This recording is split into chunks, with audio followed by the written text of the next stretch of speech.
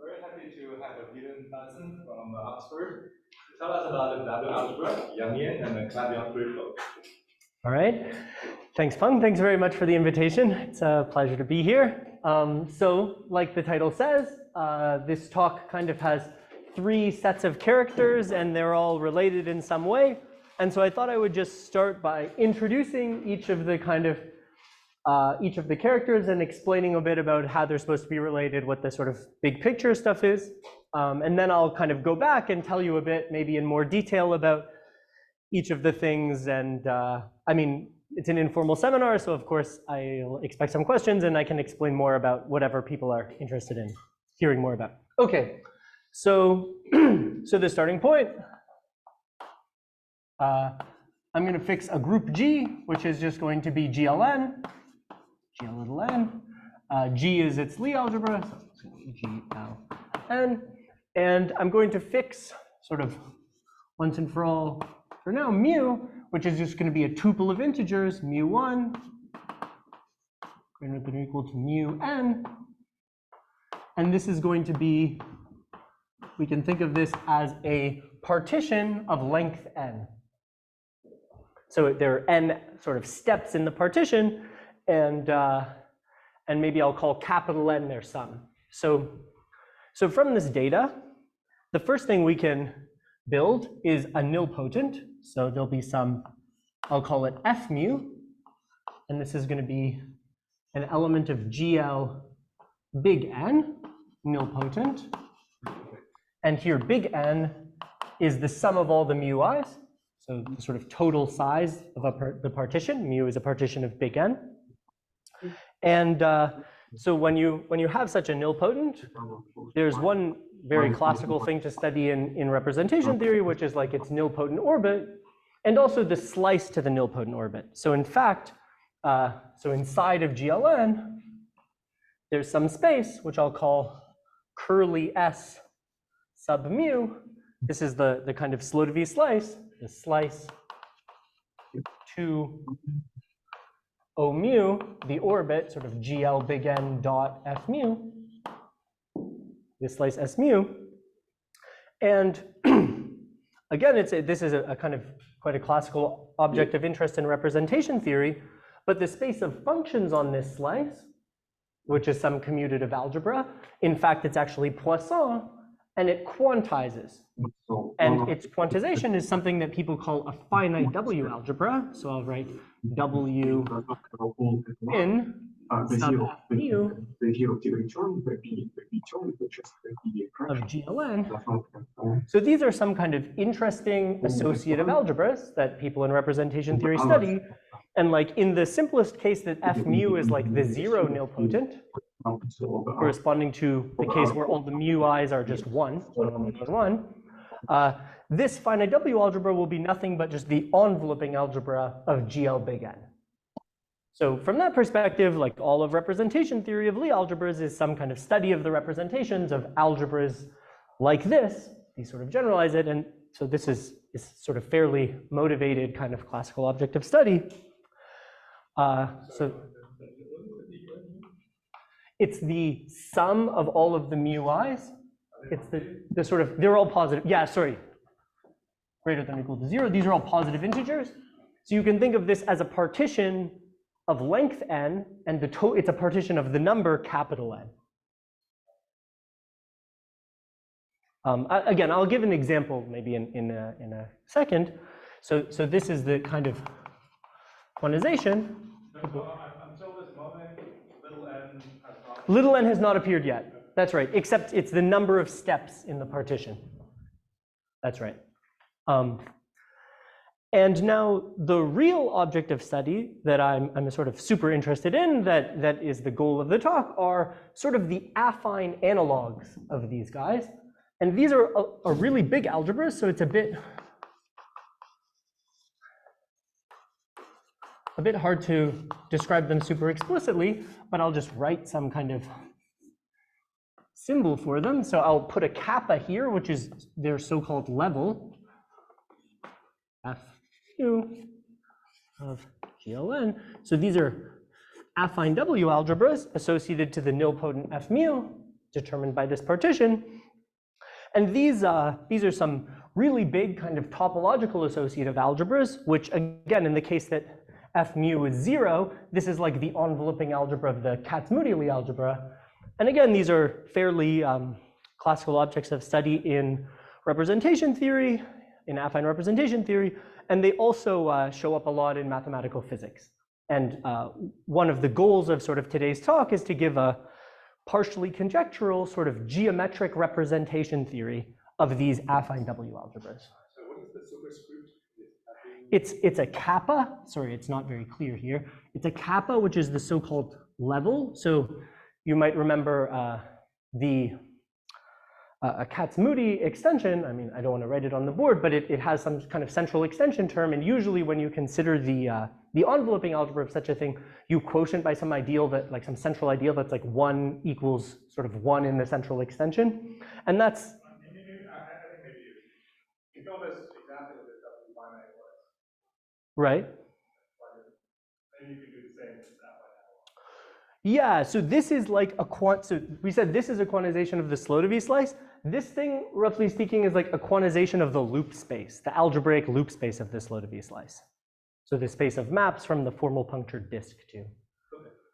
That's, yeah, that's a good. Is there a difference between like Slodowy slice, loops, loop group, loops and Slodowy slice, or is it the same thing?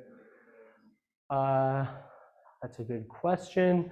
I'm happier to say loops into the Slodowy slice. Yeah. But loops into the Slodowy slice is the correct thing. Yeah, that's right. That's, yeah. It's true, so this, appropriately interpreted, this is some associative algebra that will have a filtration, and the associated graded will be like functions on loops to the Slodowy slice. Yeah.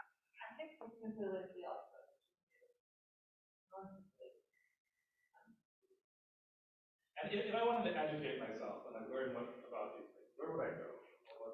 About affine W-algebras? Or the regular ones? Or regular ones? Well, I'll mention in a minute that one paper which worked out a lot of the structure theory of finite W-algebras is this work of Brundin and Kleshev, at least in type A. And I mean, a lot of the inspiration for this talk is following that. I'll say more about that in a minute. There are also some old papers of like Ivan Losev, which I think are really good. I think he writes really well. You don't agree? Oh, well, I guess it's all relative, like 10, 15 years old, whatever. Not that old, I guess. Okay, so this is the sort of first set of characters in the sort of W-algebras column. Sort of here, and there's each of these entries. So now I'm going to try to tell you some kind of analogous story about these things called Yangians. So again, I'm going to start with some kind of classical space. So there's a space that's called the affine Grassmannian, which comes up a lot also in representation theory. So I'll write ger G. And now we see G for GL is appearing. So ger G. And this is, you can model it if you like as a coset of the Laurent series valued points of G modulo the power series valued points. So this is some kind of very big infinite dimensional space. It's a little bit hard to understand, but we're going to look at some finite dimensional pieces of it, which are much more concrete, and in fact are going to look like these, as I'll say more specifically in a minute. So inside of here, given this mu, there's a natural point in here determined by mu, which is called t to the mu. So we build a diagonal matrix. It'll be in G Laurent series T, where we put t to the power mu I in each, the sort of ith diagonal entry. And then inside of here, there's going to be some analogous slice. Let me call it ger sub mu, sort of analogous to s sub mu. And if you want to build a slice out from the sort of geo orbit of this point t to the mu I just told you about, again, I'll say more about exactly what this is in a second. It turns out a sort of nice way to do it is, do I even want to say this yet? Sorry, let me double check my notes. I don't want to sort of go too far. Do I say this now? No, I'm not going to say this now. So this ger mu is some, I'll just write it, slice to the G of t orbit of this point t to the mu that I was telling you about. So this is some space inside of here. This space is still kind of infinite dimensional, but what do I want to tell you? Sorry, I kind of prepared here. Right. So this space is still kind of infinite dimensional, and it has an analogous quantization, sort of like the finite quantization analogous to this, which is called the Yangian. So this is some kind of big infinite dimensional algebra, y mu of G, the quantization. So the Yangian, and it is again a quantization. And now the kind of key observation that motivates a lot of what's going to happen in this talk in finite type is that the statement of Brundon and Kleshev that every finite W algebra, every one of these associative algebras, these quantizations of Slodowy slices that we'd like to consider, is actually a quotient of this corresponding Yangian. And there's some kind of geometric statement as well, which says that all of these Slodowy slices will actually be some closed subvarieties inside of these Gur submu's. Every means as you vary capital N? As you vary, yeah, so as you vary f mu, that's maybe the most key point, and capital N. Right, so for any mu, any partition of length n, you determine a nilpotent in some capital GLN. And the statement is that all you care about, if you want to build this algebra that's going to surject to this, all you care about is actually little n. You don't need to know capital N in advance. You build this algebra y mu of little g, or this is GL little n, and this guy surjects. That's the statement. But mu does know capital N. That's what I'm confused. Mu, well, yeah, it's sure, it sort of does. I mean, so let's mean every. That's what I don't understand. Every. Once you say mu, you know everything. I mean, there's only one, right? Sure. Yeah. So for every mu, for every mu and every n, you can build this Yangian of G. There's different y mu G for each mu, right? They're all different as far as I know. Yeah, that's true. That's true. So it's not like one thing is controlling many things. It's like there's one thing and another thing. And even the sum. Yeah, it's determined by mu. Yeah. I see what you mean. Yeah, how can I say this? It is true that the way in which this depends on mu is maybe not like faithful. So for many mu, it could turn out you get the same algebra here. And so for example, if your nilpotent is rectangular, which means that all of these mu i's are like the same number, then it turns out this will just be the ordinary Yangian. This subscript mu, that's fair. I'm going to do an example in a minute, so maybe that might help make it more clear. But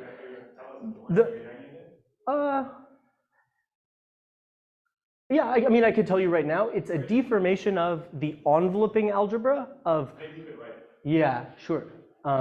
I could. So the Yangian in this thing is approximately like the enveloping algebra of G adjoins Z. But by this thing, you mean whatever you call ordinary Yangian? Ordinary Yangian with no mu. And then the mu dependence is going to tell you to sort of take some subalgebra of this that's generated by some subset of the usual generators. Yeah. Is that like a physics odd with why fixed X screws have anything to do with W-algebras? Like W-algebras like some cool rocks, they aggregate some like.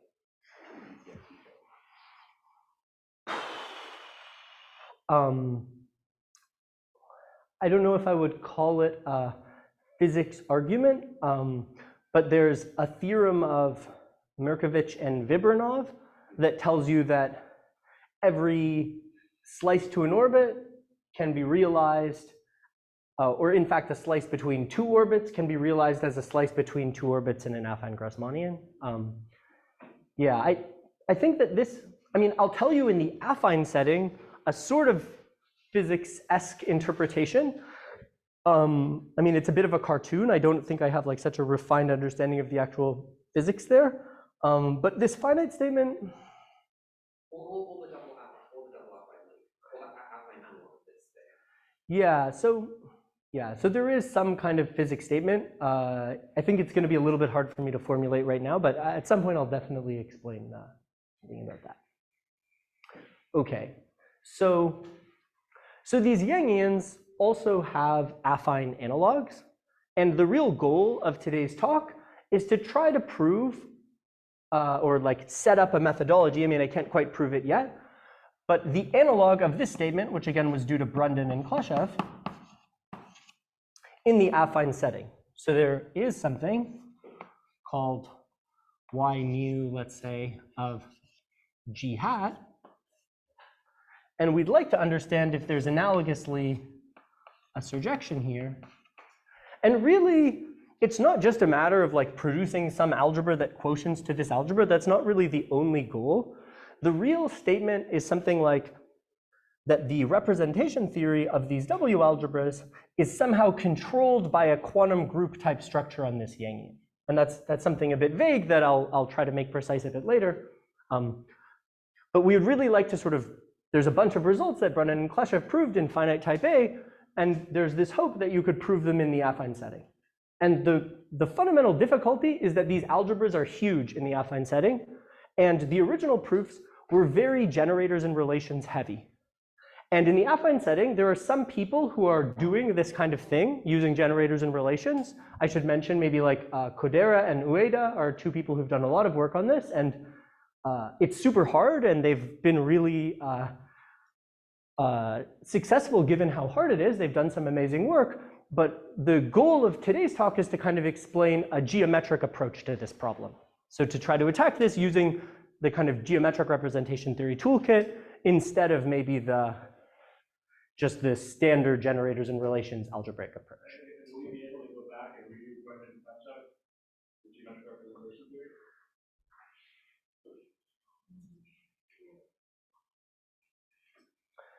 I mean, there is a sense in which you can produce these finite type statements from these affine statements. There's a kind of functor that goes in this direction that's called taking the Zhu algebra. So in that sense, perhaps, but yeah, maybe, I think the answer is roughly yes. Maybe I would say that in a sense, this theory of Merkovich-Viburnov of describing slices between orbits in the nil cone in terms of the affine Grassmannian already goes a good part in that direction. And in a way, I think what you could understand this as a substitute for this geometric approach that I'm proposing is like if you wanted to do the analog of this geometric approach, thinking of these things as quantizations, you'd be trying to study the double affine Grassmannian. And that's sort of like a classically hard thing to do. And in a way, these sort of moduli spaces of coherent sheaves on these toric Calabi-Yau threefolds, the thing I'm about to explain, is kind of providing, if you like, some kind of model for what's happening in this double affine Grassmannian. And you know, there's this work of like Braverman and Finkelberg in this kind of direction, and I think that this is probably, in the type A case that I'm really emphasizing, this is probably some kind of variant of that, but I don't understand that so precisely. But in returning my question, let me put it differently. If you can't do Brundon and Klashev with geometric representation theory, how do you ever hope to succeed at doing what you want to do? I see what you mean, and I guess I'm saying the style of geometric representation theory that I'm using is going to inherently produce algebras that are very big, kind of the size of the affine analogues, and there isn't such an obvious finite analog in that geometric setting. I'm going to tell you that these things get recast as some sort of quiver varieties in a way, and then the statement would be something like, in the situation where I'm seeing something that looks like an affine type A Dynkin quiver, if you replace that by a finite type A Dynkin quiver, you would recover this sort of usual story, and that's somehow well known. But in terms of the actual interpretation, in terms of coherent sheaves, when you move from the affine to the finite, it's just lost.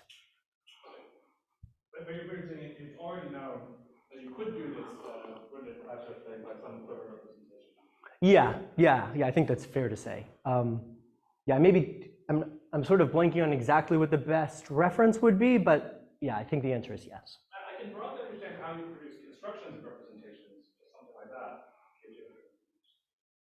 How do you prove somehow some kind of switch activity? How do you show that you get everything? Yeah, that's a good question. So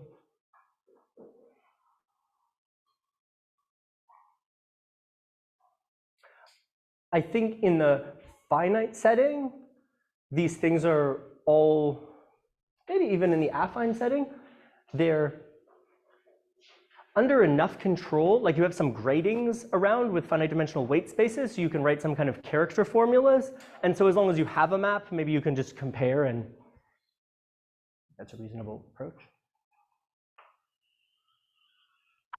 Sorry, So may I ask a question? let me introduce sort of the third column of characters. Oh. Yeah, hi, that's right. I just wanted to confirm. So I've heard that Mirkovich-Vybornov identify slices in affine Grassmannian with, not with Slodowy varieties, with so-called Mirkovich-Vybornov slices that are like different guys. Sure, that's fair. I mean, yeah, I said the word Slodowy because I was hoping it would be familiar to the audience, but indeed it's, for me, I just want some slice, and I don't necessarily care about exactly which one. I mean, you know, any slice to the n action on the inverse image, like on the level set of the moment map, will necessarily be isomorphic to any other. Right. They're all isomorphic to the quotient, and so, yeah, but indeed, I'm not at all attached to like completing this to an SL2 triple and doing this Slodowy construction. That's not going to feature at all. Yeah. Okay. That's a fair point. Yeah, thanks. Okay.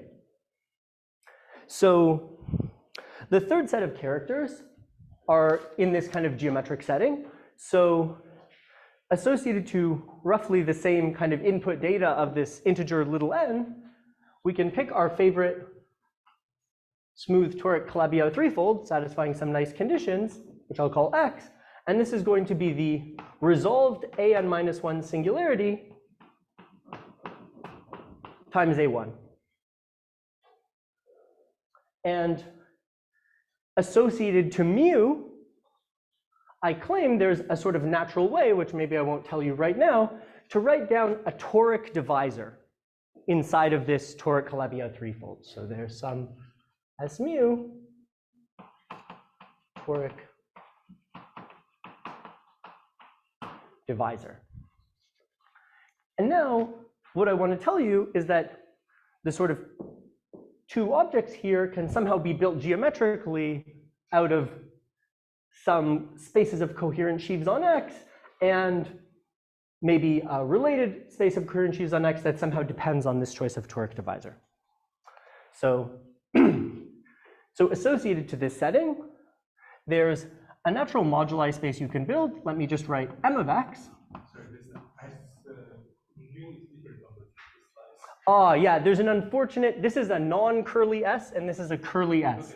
It's an unfortunate coincidence in notation. And I know it's sort of bad, but I can't help myself. It's the only way. Okay. So associated just to X, there's some moduli space, which is roughly speaking like the compactly supported coherent sheaves on this variety X. And there's a second moduli space, which depends a little bit more on S mu. You write M of X S mu, which are something like sheaves which are not necessarily compactly supported anymore, but they're supported along S mu. Or maybe they look like some kind of iterated extension of compactly supported sheaves on X together with the structure sheaf of S mu, something like that. So there's some kind of moduli space here. And now you can consider the homology of these moduli spaces. And it turns out that in the first case, for the general X, due to some kind of very general construction of Kinsevich and Soibelman, you can understand this, this homology group as actually defining an associative algebra, H of X. And this is called the cohomological Hall algebra, associated to X. So this is some associative algebra. And then the fact which we sort of proved with Miroslav Rabchak is that these moduli spaces that we constructed associated to the divisors, if you consider their analogous homology groups, let me call this sort of this homology group V sub S, that these will actually form representations of these cohomological Hall algebras. And this idea really goes back to a preprint of Jan Soibelman from maybe a decade ago, where he sketched this in some very general terms, and we kind of worked out how this goes in this sort of special case where these moduli spaces are some very particular ones that we built. M of X doesn't depend on the divisor, it's just associated to X, and it's something like compactly supported coherent sheaves. Yeah, it depends. Why don't we save the question for the actual definition? Sure, yeah. But it's roughly like compactly supported sheaves on X. But yeah, I would emphasize this doesn't depend on S. This does depend on S. So associated to X is some kind of universal algebra. And maybe you should think like somehow the ones that don't depend on mu are a bit more like this column. It's like G and the Yangian. I know the Yangian has a mu dependence, but as I was saying earlier, it's not so sensitive to mu as these objects here. And somehow this guy on this side is supposed to be kind of more like this column. I'll make that precise in a second. Right. So we get these representations. And in fact, it turns out on some kind of very general grounds that these representations extend to a bigger algebra. So this cohomological Hall algebra often sits inside of something that's twice as big. And roughly speaking, I'll write curly y of x. It's something like the size of an affine Yangian. It's a sort of very large algebra, which in the case that we're actually interested in for this particular x, it's, I think, more or less known. Maybe there's some work, maybe it doesn't quite apply in the affine case as stated, but I think it could be modified, like old work of Nakajima and Verignolo that says in this case, this guy really is like this affine Yangian. Let me say, so far we're maybe not seeing the shift, but never mind. Something like y of GLN hat. And the hope, let's see, the hope is, so this bigger algebra, the reason I mention it is that this representation naturally extends to this bigger algebra. And so we can consider some quotient of this algebra, which is just its image inside of endomorphisms of this representation. Like obviously, this representation could have some kernel, and so we can just quotient by that kernel.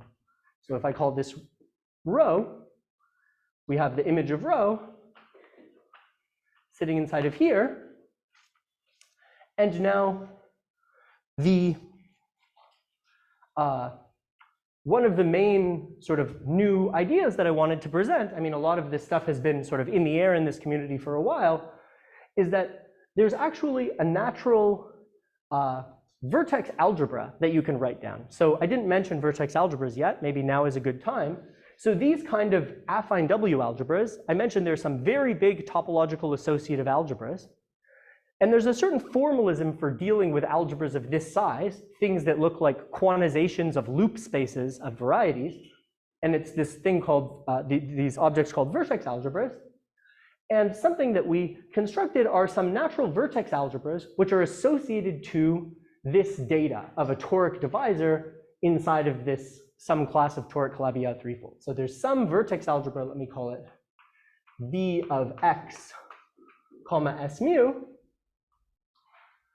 And what we actually can prove, modulo actually some work in progress with Sujay, is that these vertex algebras in this case really are the desired affine W algebras. So these are like W, F mu, kappa, GLN. So we have our two ingredients that we'd like to understand.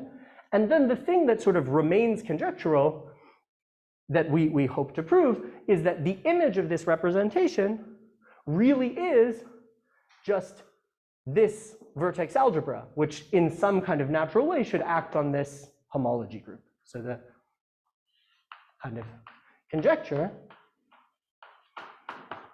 that remains to be shown, which is like some kind of generalization of the AGT conjecture.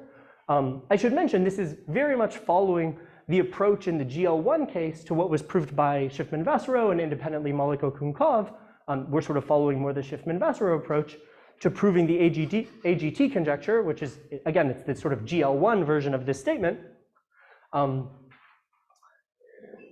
so essentially what remains in carrying out this program is to check this sort of, this is something that one needs to just compute, and maybe I wasn't quite strong enough yet. But overall, we have a kind of I mean, well, I don't think that, I mean,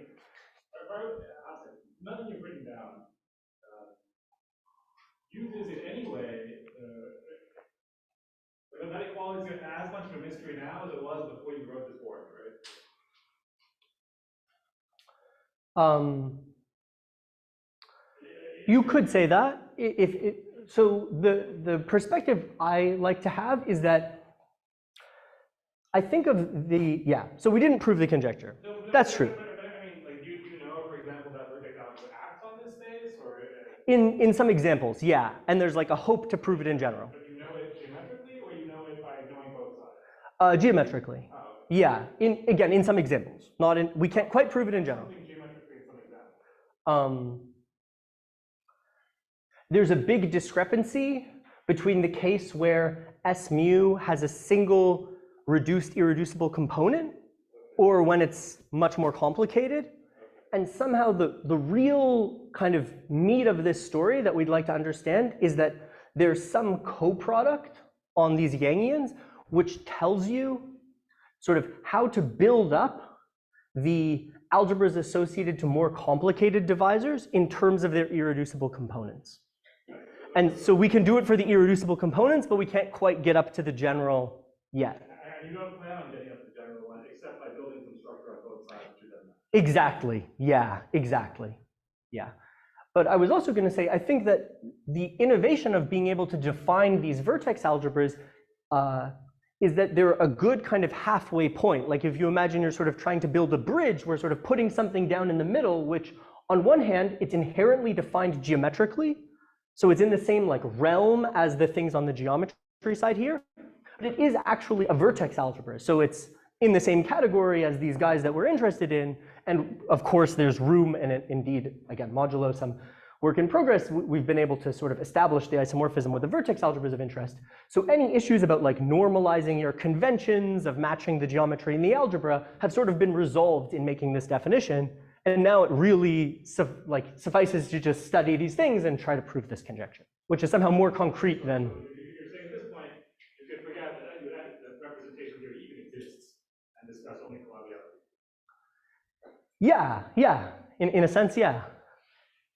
I mean, as I said, there are some kind of algebraic structures that I might want to use in trying to, but yeah. So at this stage in the talk, I usually double back and explain, so this is the main goal. I'd like to explain how we did all this stuff, but I often double back and try to explain some kind of more basic stuff about these sort of, the finite setting and trying to understand how these things are related. So I guess I'll do that now. Maybe it'll be helpful. There are a lot of people here, young people, students. Okay, I'll do that. There's no objection. But I don't understand how this could possibly be helpful in the sense that, modulo some work which we're not going to discuss. You reduce the question about this side. About the geometric side. Yeah. That's right. So why don't you put the geometric side?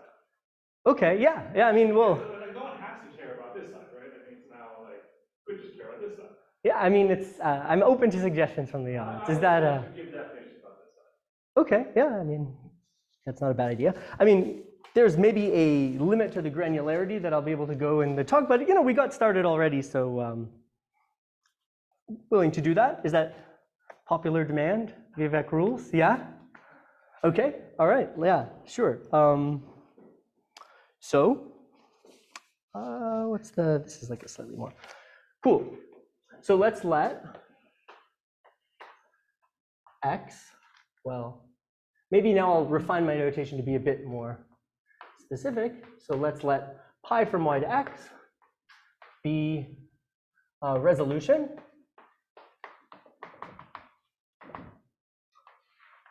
of x and affine, toric,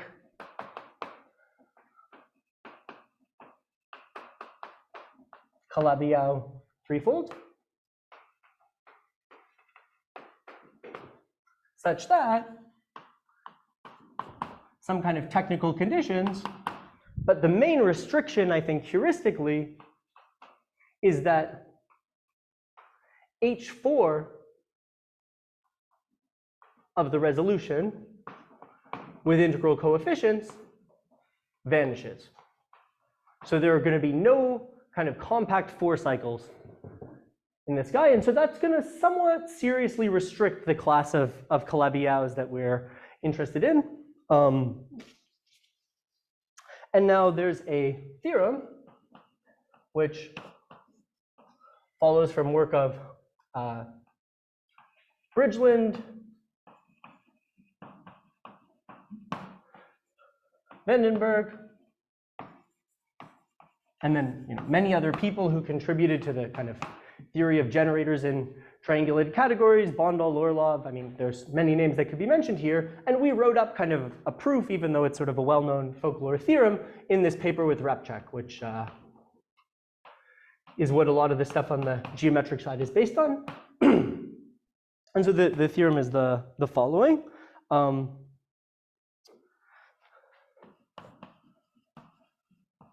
There is a kind of an exotic heart, so an abelian category. And this was defined by Bridgeland, which is called the perverse coherent category of Y. It's really of Y rel X, because it depends on this map pi, but I'll just write perv co of Y for short. I mean, why knows that? Yeah, it's true. I mean, yeah, that's fair. It's the affinization and maybe the setting. I should say, like, this category is defined more generally than in my setting, and that's maybe not always going to be true. The base doesn't need to be affine for Bridgeland's construction, but so there's an abelian category inside of dB co Y. And moreover, there's an equivalence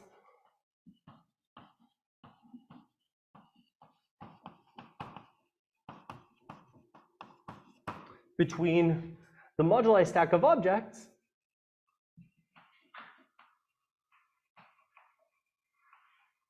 in this abelian category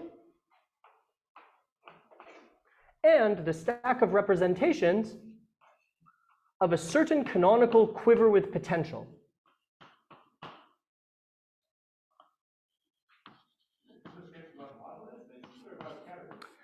It's about categories, really.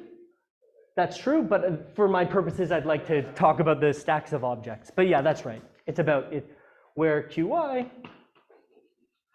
WY, is a canonical quiver with potential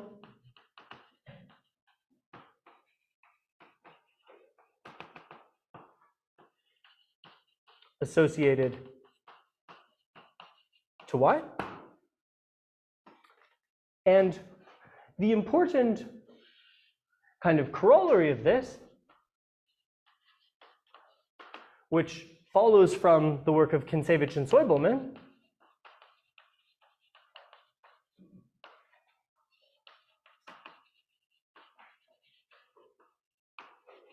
as I was sort of saying here, is that if you consider the space H of Y, which is the homology of the stack of representations of this quiver, Qy, with coefficients, this is Qy, with coefficients in the sheaf of vanishing cycles determined by the potential Wy. This vector space is an associative algebra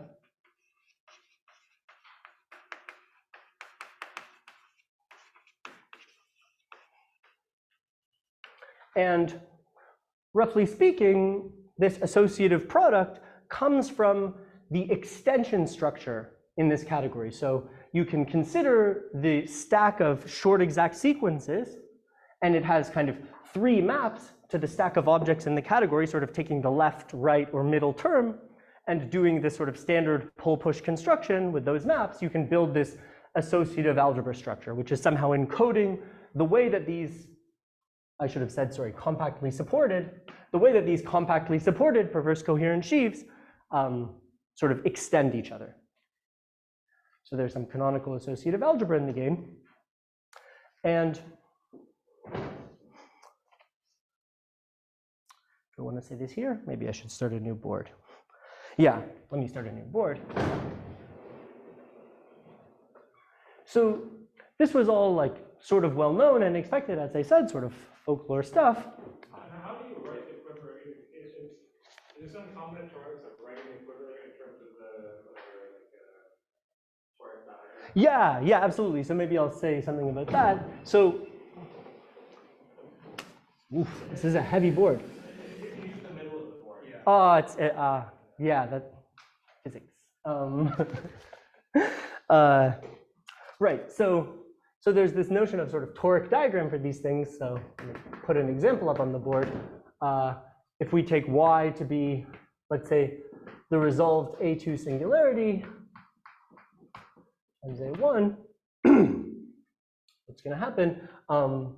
So this way you draw these toric diagrams, all I'm doing here is, so this is a 6 real dimensional manifold, Y, and it has a symplectic or a Hamiltonian S1 cubed action.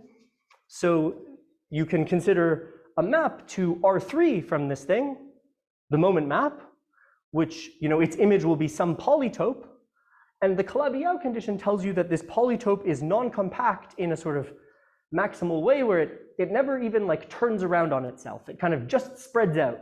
And so you're always able to faithfully project all of the faces, edges, and vertices of the moment polytope of your toric threefold. You can project them onto the blackboard. And that's what's pictured here. So the only thing that's missing from this 3-dimensional polytope is like the open part, the bulk, which is sort of behind the blackboard. And so each of these faces are toric divisors, and each of the lines are toric curve classes, and the vertices fixed points. And this is some like nice kind of calculus for thinking about spaces of this kind of form. And this restriction is somehow ruling out examples like local P2, where the picture would maybe look something more like this or something. So this is sort of not allowed, but this is allowed. And then the heuristic for how the quiver looks is you look at the compact curve classes in here. Maybe I'll color them different colors. And to each of them, you're going to associate a single node of your quiver, which corresponds to the generator that is like O-1 of that copy of P1, pushed forward and shifted down in cohomological degree by 1. Never mind. So there's a node for each of these. And then there's one extra node that corresponds to just the structure sheaf of the union of all of the compact curve classes, which will be like the the exceptional locus of this resolution. So there's one extra guy. And then the edges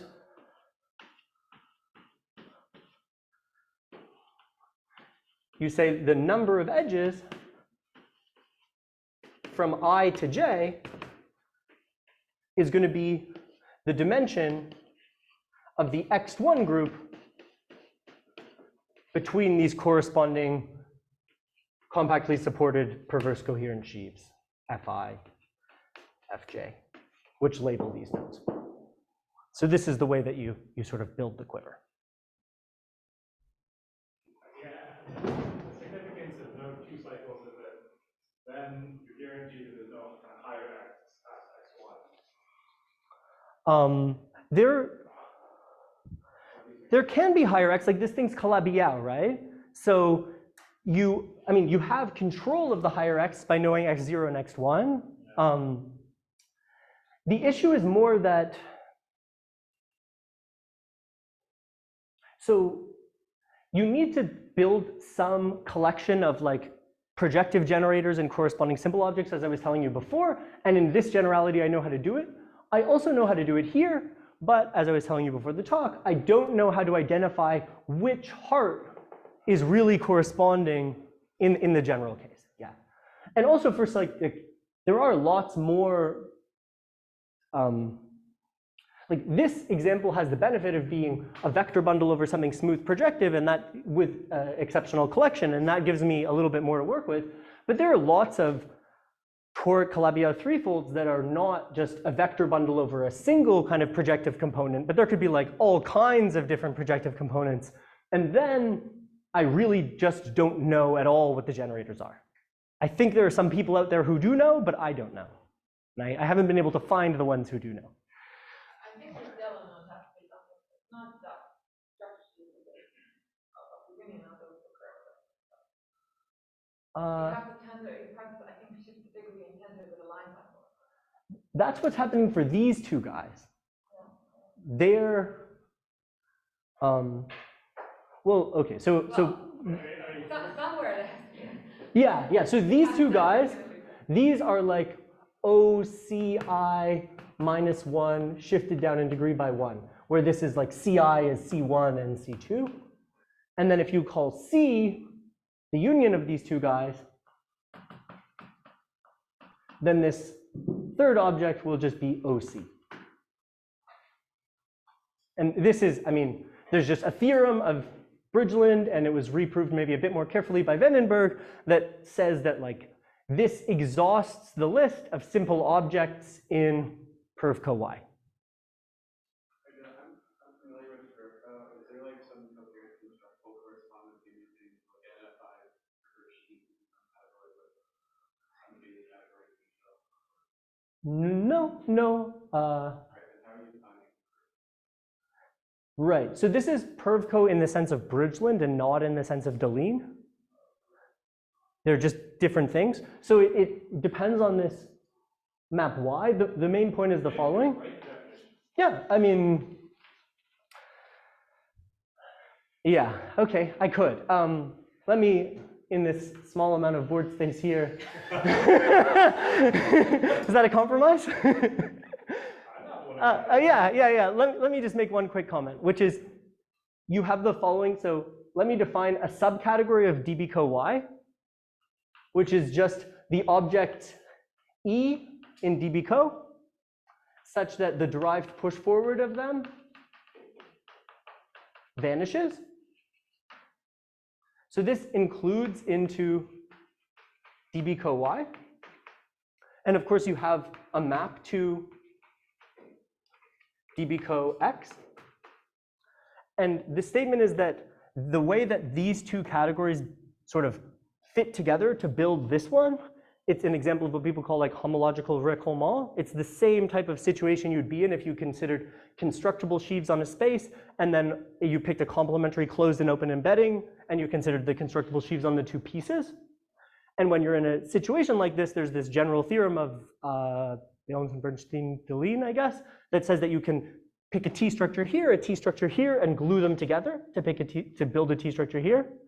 And so what Bridgeland proposes is to take the standard heart here and shift it down by 1 and glue it to the standard heart here.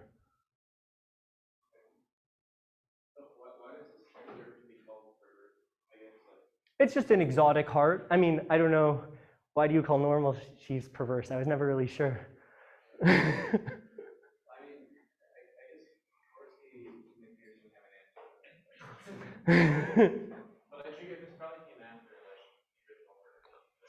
Yeah. I mean, the construction is. Maybe we can respond to the second etymology. Yeah, thanks. Yeah, but the construction is the same one that they use to build the category.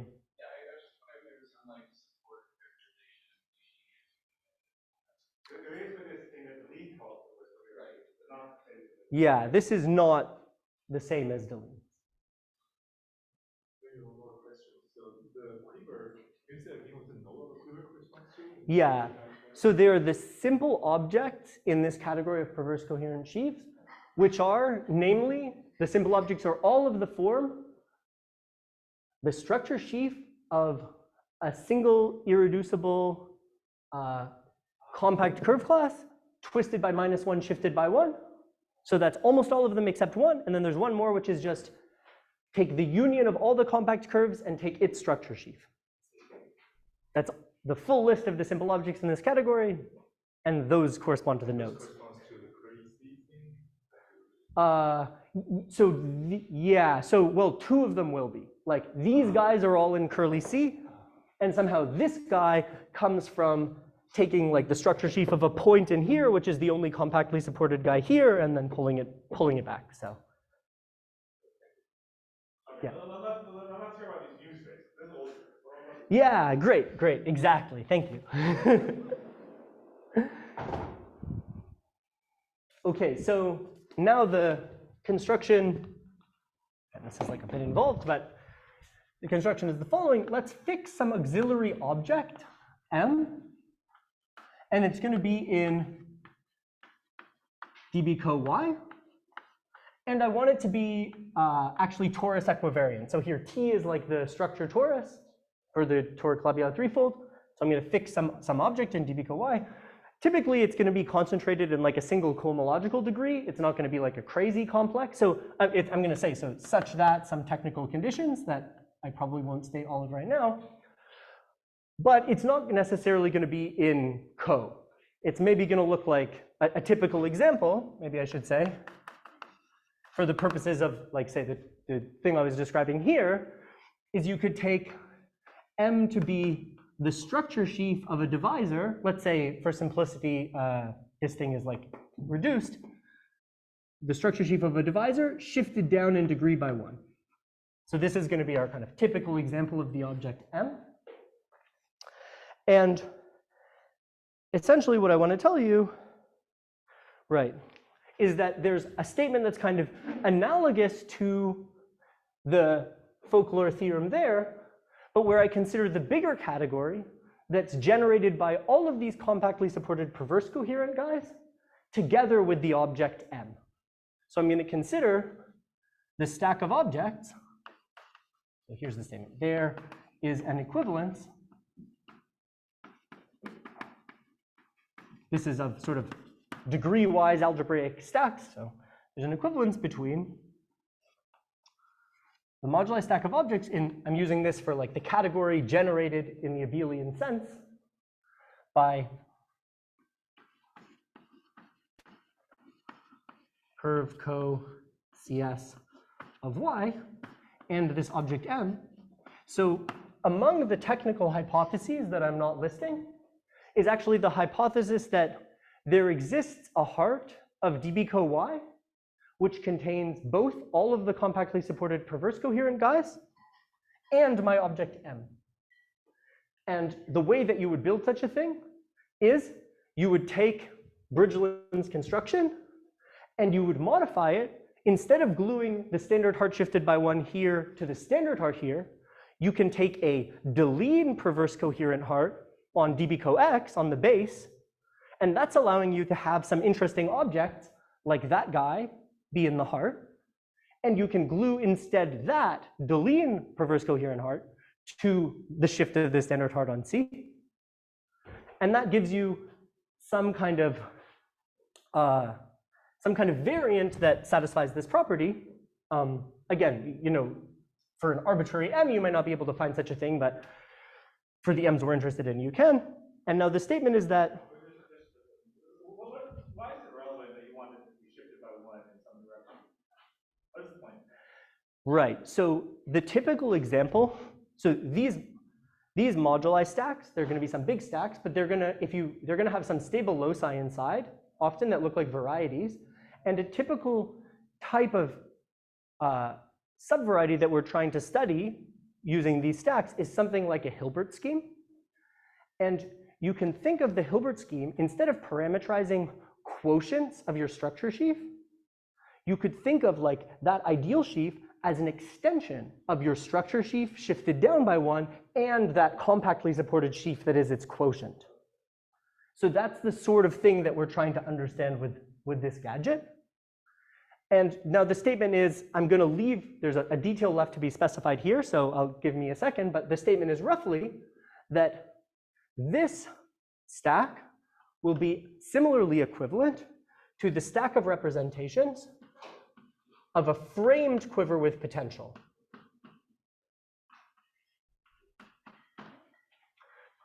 So, can you discuss this for a second? So, this kind of business about infinitely heavy object, and now the closed state back on the open state. Yeah, exactly. Exactly, yeah, exactly. So this is some kind of auxiliary, non-compact, and therefore very heavy D-brane.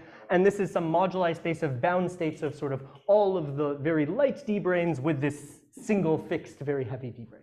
Yeah, that's right. So for QMF, WMF. And from this physical point of view, how do you learn to put the shift by one?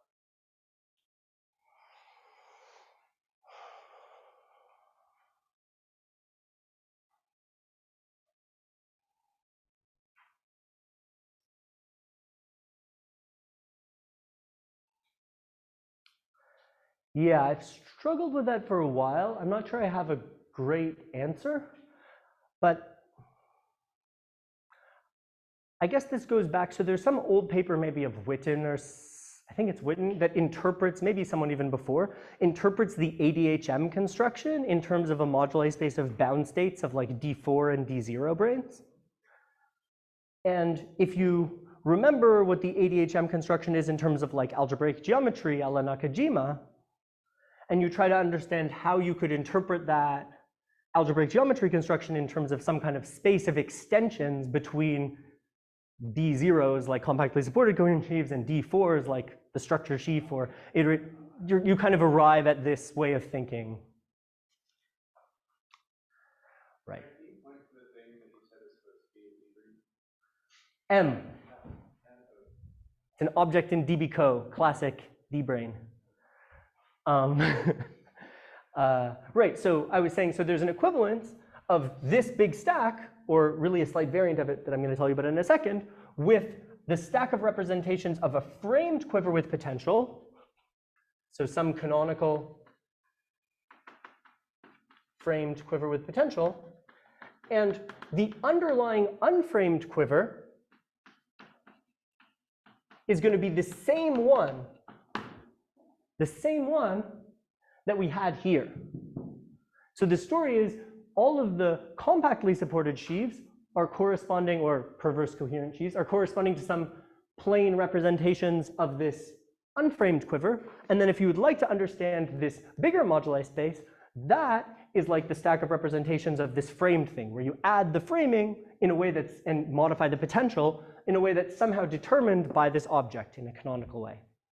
So is the number of edge between the framing also and the thing like the X? It's the X1. Yeah, that's right. Yeah, exactly. So you introduce basically it's basically a single framing. Really, you should somehow say maybe this guy has some irreducible components or is like a direct sum of things. Then you should introduce multiple framings. Let me not worry about that kind of exact generality. But yeah, so it's for some canonical quiver with potential where underlying unframed. Oh, I shouldn't do that actually because it's hiding it. That's too bad. Underlying unframed quiver is QYWY. Aren't you going to tell us what's factor? Yeah. Sure. Let me do an example in like a really explicit example in 1 second. I mean, right now you say you can use NES. Yeah, in a way, yeah, exactly. For now, I'm telling you NES. That's right. But the way that the framing will look will depend on which S you choose. So there's like a whole bunch of different ways that you could add framings to this that correspond to like all of the different toric divisors in this threefold. That's the story. Your plural is 3 no, and 5 6. There, yeah, I mean, yeah, I mean, like, you know, yeah, it's gonna work. Sorry, it's a fair point, but yeah. Right, so I wanted to mention one more subtlety, which is happening here. So there's a slight issue that you should have picked up on if you're paying very, very careful attention, which is in this dictionary, it was somehow very important for the quiver representation perspective that the objects corresponding to each of the vertices were simple. So they have no x0.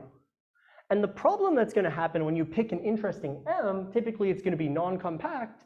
Imagine again, it's like in this situation, there might be like a ton of functions on this divisor, could be really big. And similarly, like if you think about in this category, which I'm telling you generate under extensions in some bigger abelian category, anything you can out of a copy of M in all these perverse coherent sheaves, you could say, well, never mind these perverse coherent sheaves. If we just look at M, there are tons of extensions of M with itself. Like all of the sort of Higgs fields along your surface are giving you all of these, you know, the nilpotent Higgs fields, let's say, are giving you some different iterated extensions of this guy with itself. And that's going to give you some very non-compact, huge moduli space, maybe even infinite dimensional. Never mind non-compact, it's going to be infinite dimensional. And you want to cut that down to size somehow. And the intuition here, again from physics, is that these d-branes should somehow be very heavy relative to the kind of compactly supported ones. And so it should make sense to like fix once and for all the dynamics of the heavy guys and consider just the moduli space of all the bound states with some fixed configuration of the sort of self-extension of this M. And so the statement is really that you need to pick an extra data called a framing structure, which is like a choice of iterated extension of M with itself some number of times. So you fix once and for all the number of copies of M you're allowed to use and the way that they're extended, and then you consider all of the extra ways you can extend by compactly supported perverse coherent sheaves on top of that. And this choice of framing structure is going to kind of like delicately modify the construction in kind of an interesting way. And actually, it's not, at first it seems like a bug or something like a difficulty you need to deal with, but it turns out it's a feature. It's like an extra flexibility. And in terms of this story of, from the beginning of building these modules, it's really going to let you build many more modules. So instead of just having one module for one object, you're actually going to have a bunch of different modules corresponding to like the different ways that this object can extend itself. And that's going to play some role related to free field realization sort of later in the talk. Try to say something about that. So maybe I should give an example of the way this works. So let me take Y to be C3 and S to be C2. So in the case that Y is C3, then perv co-Y is just co-Y. And the content of this sort of first statement is that you can write co-Y. This is, of course, this is, you know, K adjoin XYZ mod, FG or something, whatever. But you can view this as this is the path algebra of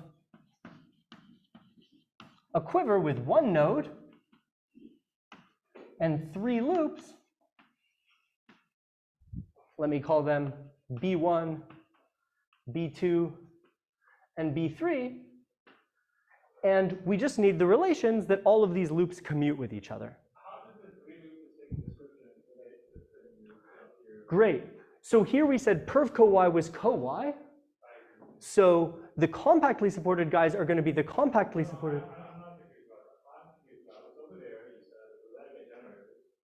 Take out the 2 cycles, the curves. For each curve, I put a vertex. Yeah. And then I put slashes.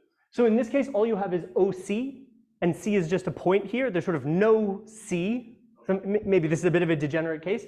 And then the statement is that, How is the 3 cycles related revenue growth? right, so the statement is that x1 of the structure sheaf of a point with itself inside of C3 is 3-dimensional. Okay, and why are there no loops up? So is it a fact that in these other cases, the x of OC itself is 0? Yeah, that's right. In this. No. But that, you do need loops there, because that thing is. Oh yeah, no, sorry, no, you're totally right. Actually, these aren't rigid. Yeah. Sorry. No, you're totally right. Because this has a trivial normal bundle. This should be, yeah, these should all be. Thank you. Great. Sorry. Yeah. Great. Yeah. In the case of the resolved conifold, you have a -1 curve. It's really rigid and there's no loops. But yeah, this guy actually. Thank you. Great. Okay. And so we want these relations that all these guys commute with each other, and it turns out these are neatly encoded as in a potential, as many people have observed, of the form B1, B2, B3. Okay. And now, in this example, well, maybe I won't talk about cohas just yet. So now let me talk about what happens when we try to add framing here. So we said S is C2, so OS shifted by 1 is OC2 shifted by 1. And this guy, of course, it has an infinite dimensional x0, and its x1 group is rank 1 over x0. And so you can think about this guy as adding sort of, if you wanted to study without fixing the framing structure, if you wanted to study the moduli space of sort of all things you can build up out of iterated extensions of the structure sheaf of a point and the structure sheaf of C2 shifted down by 1, you should add an extra node. It turns out the x1 groups with the structure sheaf of a point are 1-dimensional in each direction. So you should have extra arrows in each way. And then really this guy, because the x1 group is kind of rank 1 over x0, you can imagine drawing an extra single loop here that should really be in the game, because this guy sort of has an x1. But again, the difficulty here that you need to remember if you're trying to study this like really big space is that the x0 group here, or the sort of, you know, the base ring at this vertex in this quiver is not just K, it's C adjoin XY. There's some kind of big infinite dimensional base ring at this vertex. And that's sort of giving you trouble. This is not like necessarily. In other contexts, we resolve this trouble by saying, okay, you work over spec of that ring, having the vector bundles over there or whatever. Is that what you're actually doing, or is it when you don't do that here, or? That's a good question. It's not what I'm actually doing. I think the reason I don't do that, if I was somehow working really locally on the surface, that might be a reasonable thing to do. But then somehow if I tried to do that on the threefold, I'd be building something that was like supported on some subvariety. It would be a bit hairy. It wouldn't maybe be as plain as just like studying vector bundles in maybe the way you had in mind. Yeah, but no, it's a reasonable suggestion. And so the kind of point though is that if you fix F to be, let's say, a direct sum, I equals 1 to R of the structure sheaf of C2 shifted by 1, we call it F0. So this is my favorite choice of iterated extension of this object. It's just the trivial iterated extension. That's somehow saying that I'm going to set this extra loop variable to be kind of 0 once and for all and ignore it. And now, moreover, I'm no longer allowed to have any kind of freedom about the underlying extension here. So I should now not quotient by some kind of GL group based at this vertex. This vertex should become like a framing vertex in the sort of quiver variety theory. And so what we deduce is we get a quiver that has 3 loops and has 2 edges and a single framing vertex of rank R here. This is sort of variable depending on what your dimension vector is. And the potential W MF, in this case, if we call these B1, B2, B3, I, and J, quite suggestively, the potential will now be B1, B2, B3, the original potential, modified by an extra term that's like B1, I, let me get it in the right order, J, yeah? And in fact,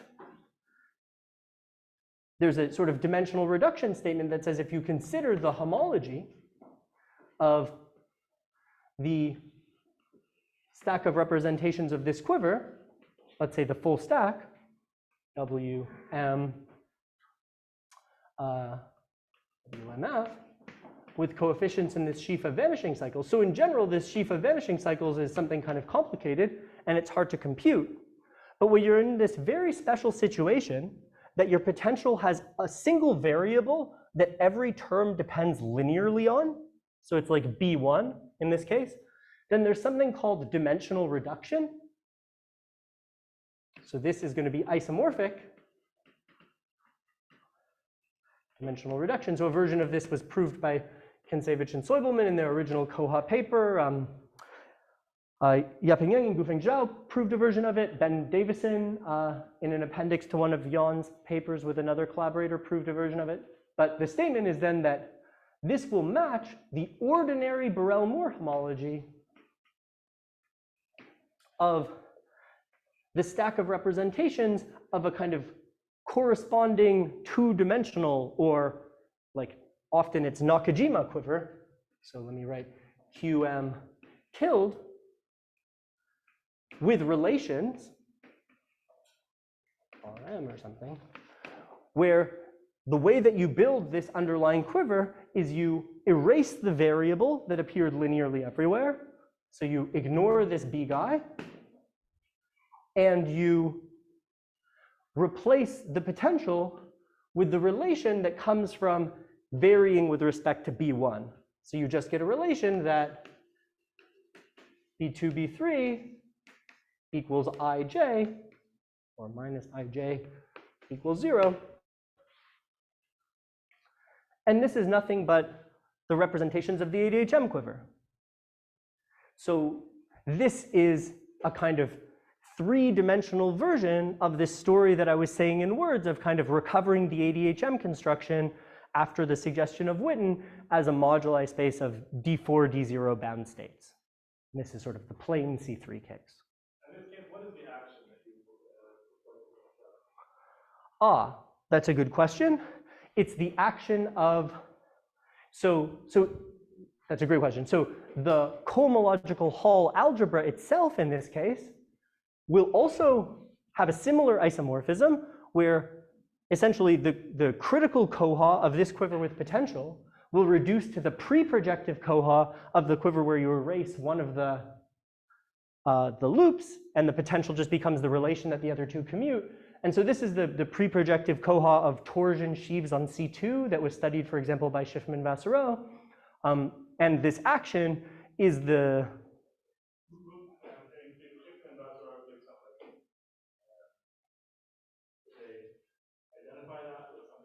yeah, it's the positive half of the affine Yangian of GL1. That's one of the descriptions that they give.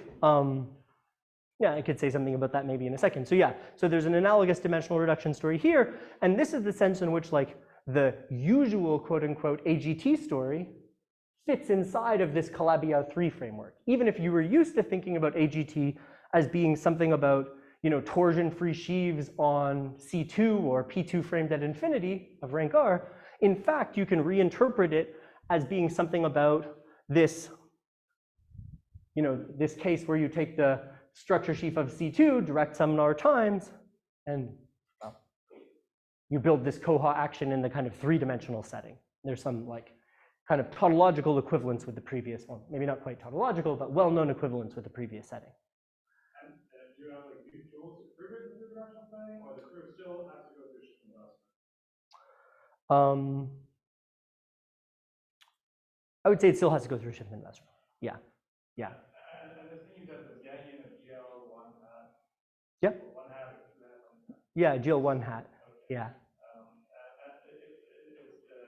Is that thing was also called elliptic Hall algebra? That's not it. It's not, yeah, it's not quite the same. It's, yeah, so I think the elliptic Hall algebra is kind of like a K-theoretic variant.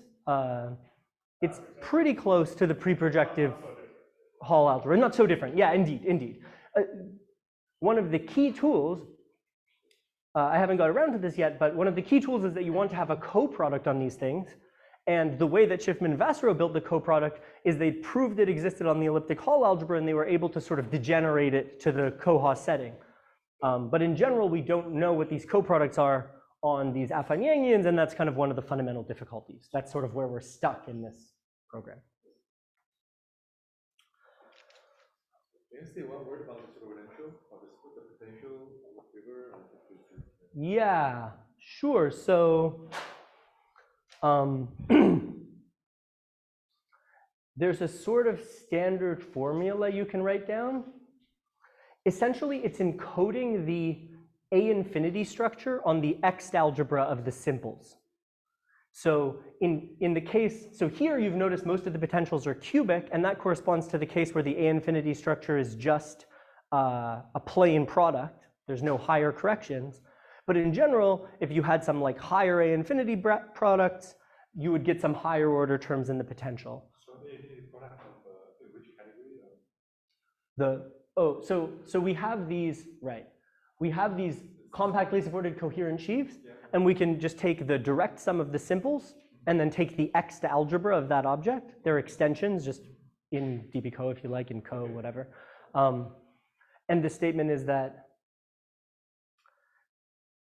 the point is really what it turns out happens is that the X algebra of the simples is causal dual to the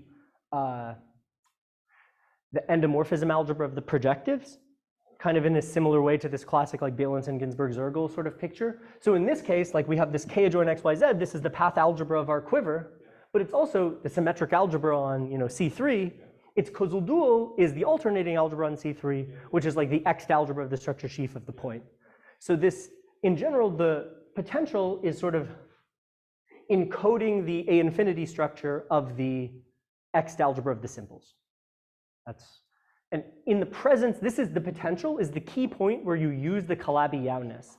Like so far, I didn't really talk that much about the actual Calabi-Yau structure, and what the Calabi-Yau structure gives you is this very slick way of encoding all of this A infinity structure in terms of this function. The natural projected object here is not this guy that you're framing with, but it's a line on the whole space. Yeah, it's like the structure sheaf of C3. This is the, yeah, exactly. Yeah. So did people study, so of course, in this guy, you can embed different objects. You can study the guy here, or you can study like the line, like try to understand what kind of representation of a Yangian. Yeah, that's totally. The line on the whole has been studied?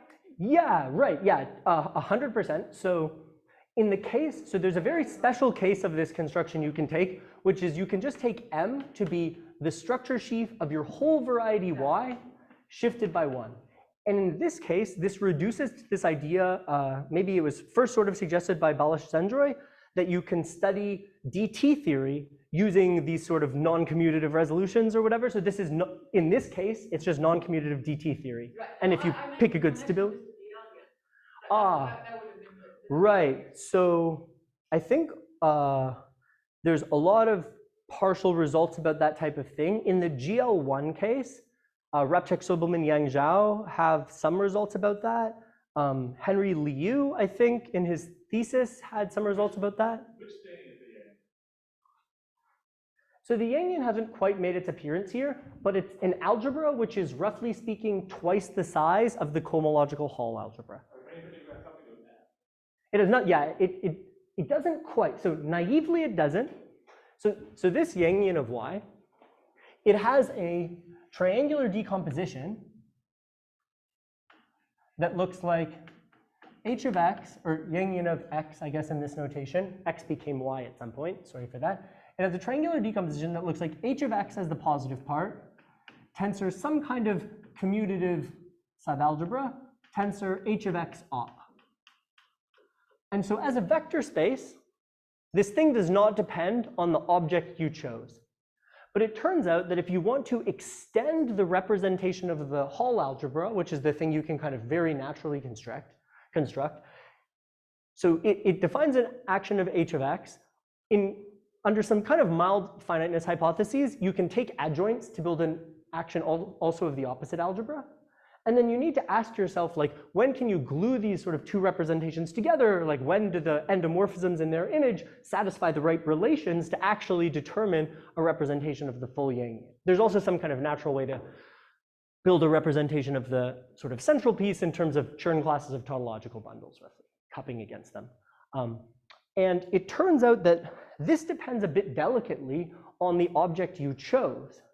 And that's the place where, somewhat conjecturally, the shift in the Yangian starts showing up. And this shift is just telling you that the way that these guys, this sort of triangular decomposition is glued together, is like a little bit off from the most obvious way it could be.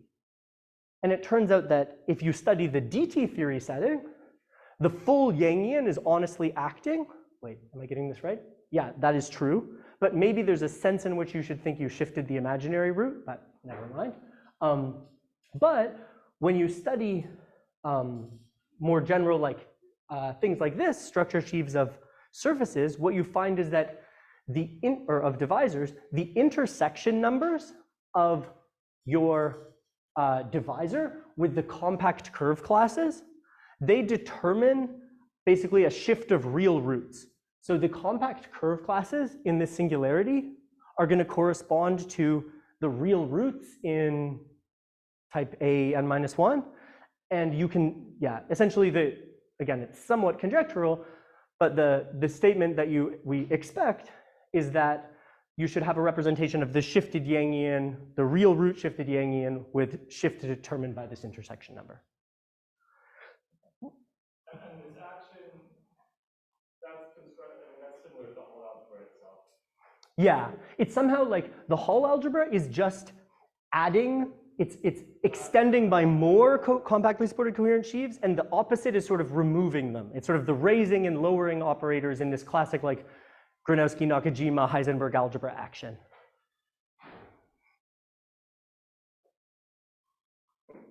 Okay. So the next thing you have to explain about is VXS.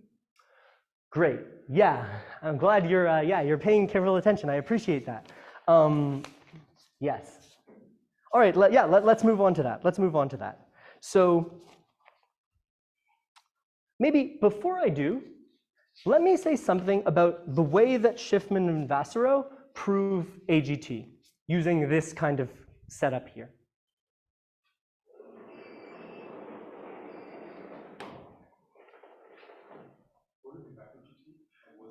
AGT, right. I guess I should state the statement. So AGT is as I said in words, is the GL1 version of this correspondence. So let me write it.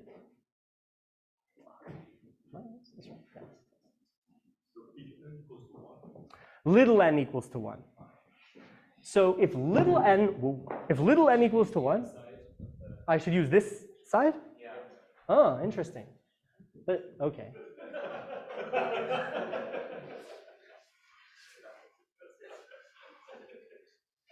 Thanks.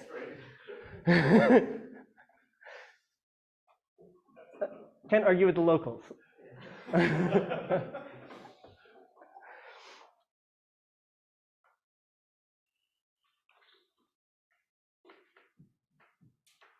So suppose little n equals 1. So there are no real roots because we just have GL1. So then we have the Yangian of GL1 hat. And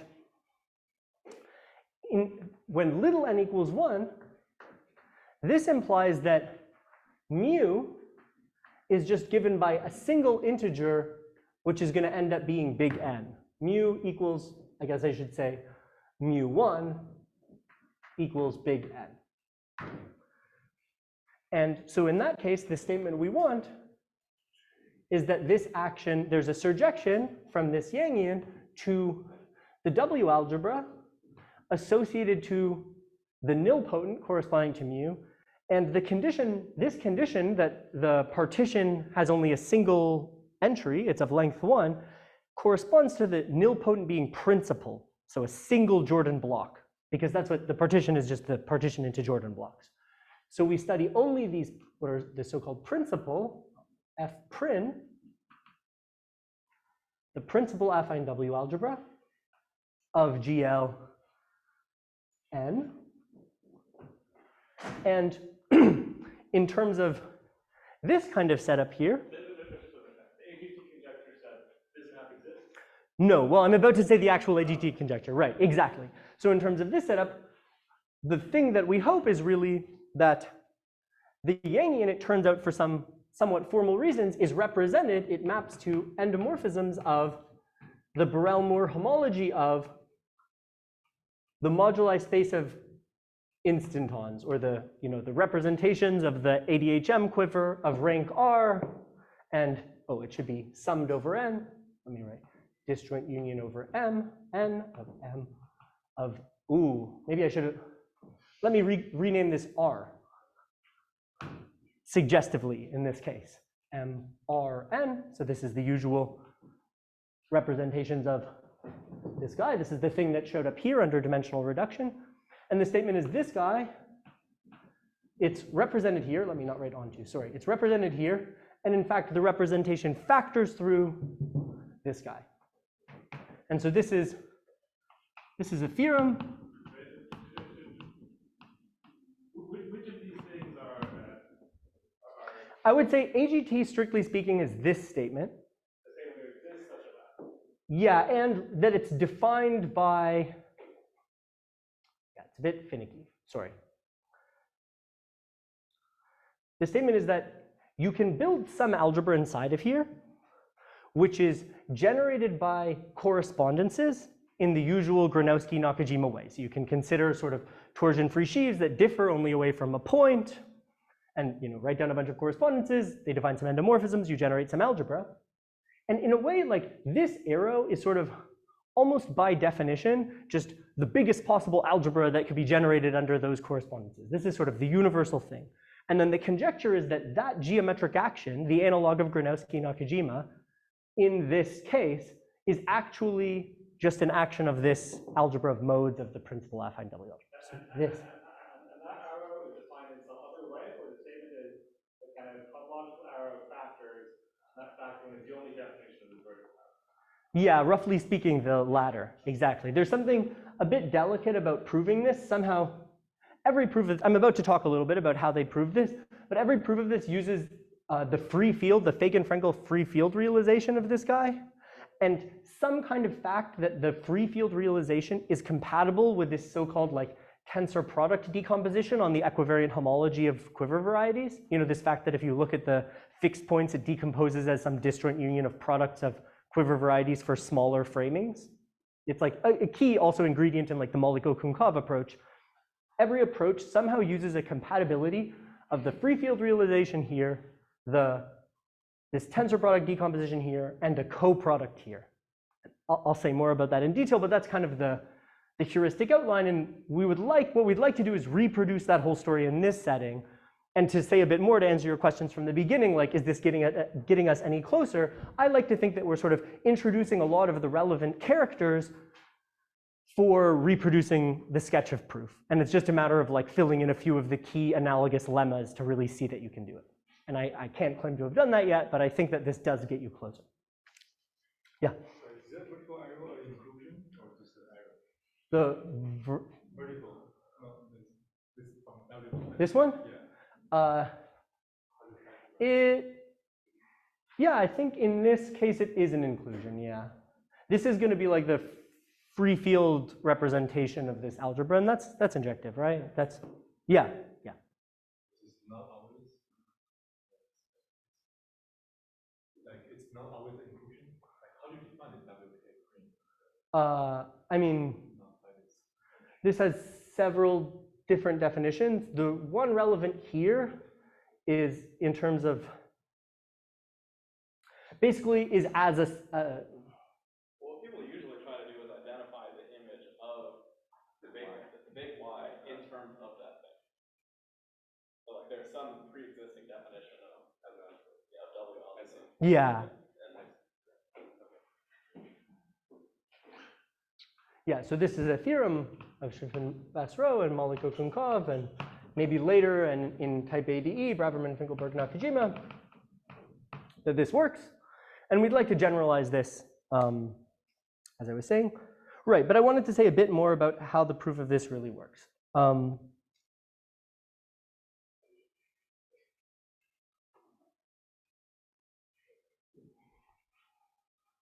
So I guess I can write it here. Proof. So we have this a priori action, I claim, of this Yangian, a kind of geometric action into endomorphisms of this homology group, which I'm going to just call VR. And maybe I should mention now, really I need it to be equivariant. And in order to define this Yangian action, unlike the Koha action, this was necessary even in Gronowski-Nakajima in the case where your surface isn't projective. You need to localize in the equivariant cohomology in order to be able to take adjoints. Somehow there's some issue that the pairing isn't really finite if your surface isn't projective, and so I'm working in some localized equivariant cohomology. Let me call this VR. And we have this a priori defined map to here. And now there's this tensor product decomposition on the localized equivariant homology of quiver varieties. Tells you that this module is just isomorphic to the module you would get in the rank 1 case, tensor to the R. That's the statement of this decomposition. Right. So now this endomorphism group we can explicitly identify with just n to v1 tensor to the R. And now the key ingredient in the Schiffman-Basro approach is to realize that there's a natural coproduct on this algebra. And it has the property that, so let me iterate the coproduct R minus 1 times. So I get a map to the Yangian tensor to the R.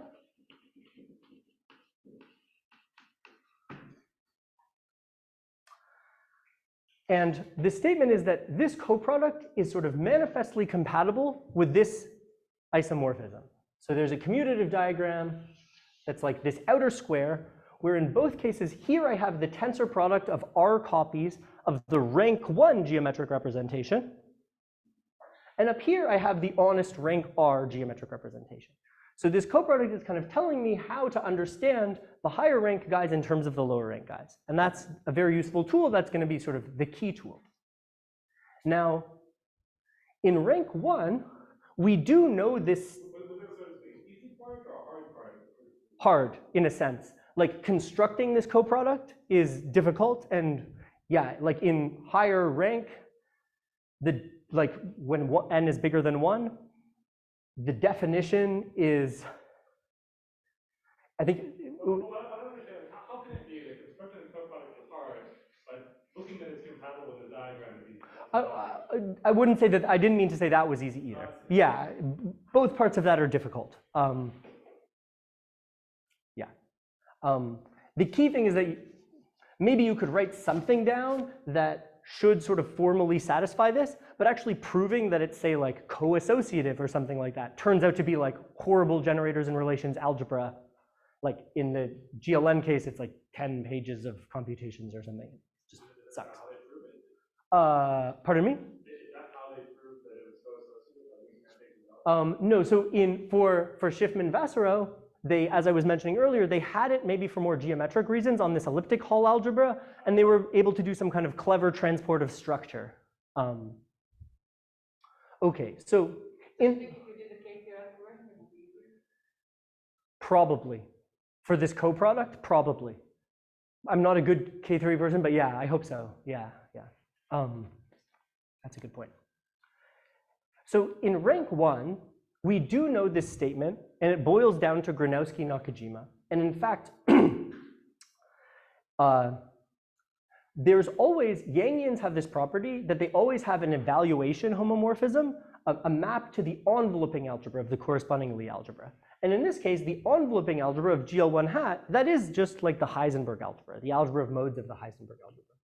So this representation is sort of known to factor through, let me just write pi for Heisenberg algebra, tensor to the r, or maybe I'll just write pi, tensor to the r, where this is the sort of evaluation homomorphism, tensor to the r, and this is just the usual like Gronowski-Nakajima geometric representation, tensor to the r, sort of by definition, this is the geometric representation. So this is good. And now the key observation is that there's this theorem of Fagan and Frenkel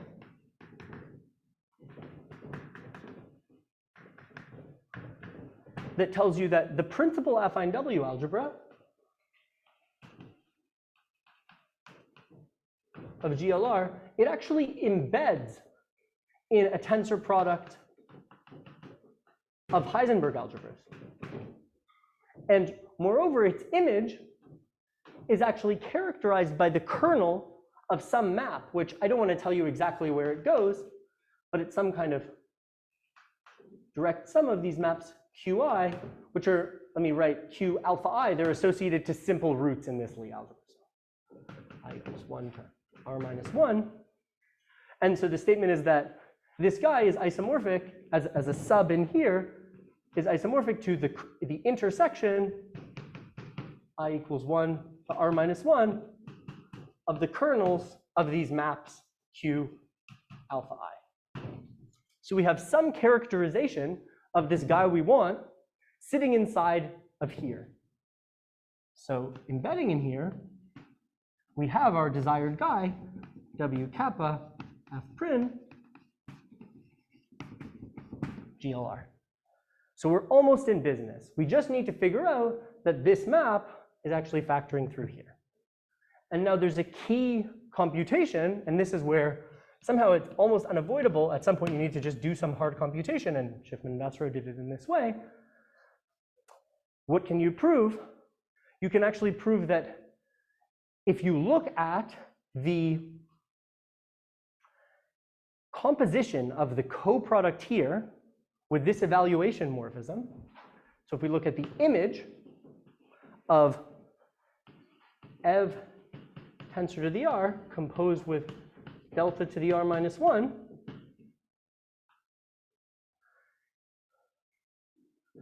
this is actually, so the statement is, sort of, again, this is Schiffman-Vasserow, that this is also isomorphic to this intersection. And this is just a straight up computation. It's some kind of compatibility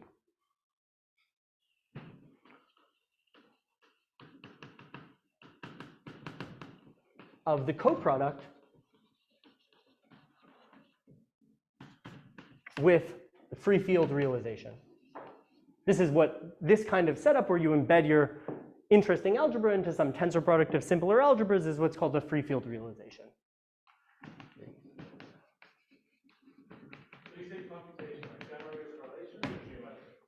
Generators and relations, yeah, they just did it, yeah. And so we obtain that this composition actually factors through here. But of course, we know that the outside box commutes, and so this map here defines the desired representation. So this key step completes the proof. So the sort of two main ingredients was the existence of this coproduct compatible with the decomposition, and this matching between the coproduct and the free field realization. Those were the sort of the two main ingredients. So you have the VR is like V1 tensor R times. So yeah. The morphism of VR is like the morphism V1 tensor R. Like yeah. tensor R is inside of parentheses, but then you also have the tensor R outside of parentheses. Yeah, I mean. That's how endomorphisms work. Yeah. Endomorphism of a tensor product is a tensor product. If you think like end V is V dual tensor V. Yeah, like I don't. You could worry if like your duals are topological or something maybe, but like up to those kinds of issues, it's obvious. Yeah.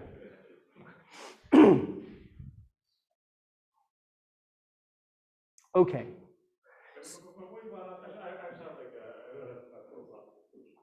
So AGT is supposed to have 6 dimensions. Yeah. Right? It's like a 6-dimensional thing, like a surface on one side, and a 2-4, whatever. Yeah. Okay. But and here you've gone up from a surface to a 3-4. Is that the same 6 dimensions as an AGT? No. Or is it different 6 dimensions? Different 6 dimensions. Somehow the point is that. So now we're like 8 dimensions. Yeah, or 10, 11. Yeah. Okay. Yeah. At least 8. At least 8. Yeah. Somehow the point is, in the original AGT story, you have a stack of M5 branes, and you like localize away 4 of the directions, sort of equivariantly, and then your remaining 2, it's like some kind of holomorphic theory, which is described by this vertex algebra, this principal affine W-algebra. Now what you're allowed to do is take a whole bunch of M5 branes, they're all still wrapping the same curve that they're going to localize down to define a single vertex algebra, but in the other directions, the other 4 directions, you can spread them out in different ways according to the choice of divisor in the threefold. So I've erased my picture of the threefold. What do you mean? Are you saying the threefold? There's the 4 dimensions with a kind of Youngwood scheme or whatever. Yeah. There's 2 dimensions of the curve, and now there's like 4 more dimensions. And this threefold you're making, which of these 10 dimensions are occupy? The 4 dimensions for your Hilbert scheme are like the divisor inside of the threefold. And the curve is the curve is totally auxiliary. Totally auxiliary. Yeah. So that's why to do the usual AGT story, we took y equals C3 and s equals C2, and that C2 is the same C2 that we end up building like the ADHM moduli space for the C2.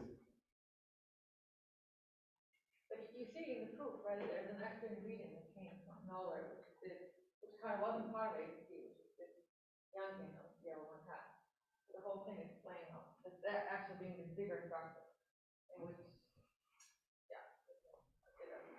Yeah, and somehow every proof, despite being independent, always used this Yangian of GL1 hat. No one was able to avoid. I mean, from the Malik-Okun-Kov perspective, of course, this is extremely natural. In a way, it's almost like the more natural thing, and the W-algebra is kind of a coincidence afterwards.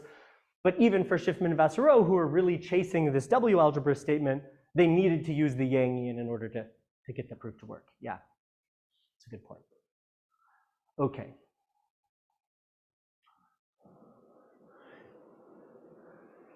So now, essentially the situation, we want to generalize this proof to this setting. Maybe I'll leave this. Is it sort of bad etiquette to write on the back blackboard here, or is it kosher? Okay.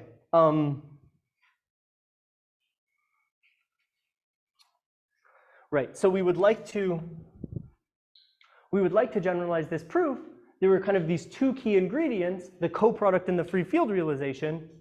I don't know how to construct the coproduct. It seems very difficult, but I do know how to construct the free field, the sort of, hopefully, maybe partially conjecturally, the relevant free field realizations of the vertex algebras that should show up in this setting. By the way, I'm at, is this 2 hours now? Okay. Maybe I have to leave soon. Maybe you can say, what is this BXS mu? Right, great. That's the last thing. It's a vertex algebra, yeah, great. Yeah, I don't want to go on too much longer anyway. So let's let, again, S, a toric divisor in Y as above. And now I want to define a vertex algebra associated to S and Y implicitly. So let me first take S. Let me look at its class. So S a priori is a, oh, which one's which?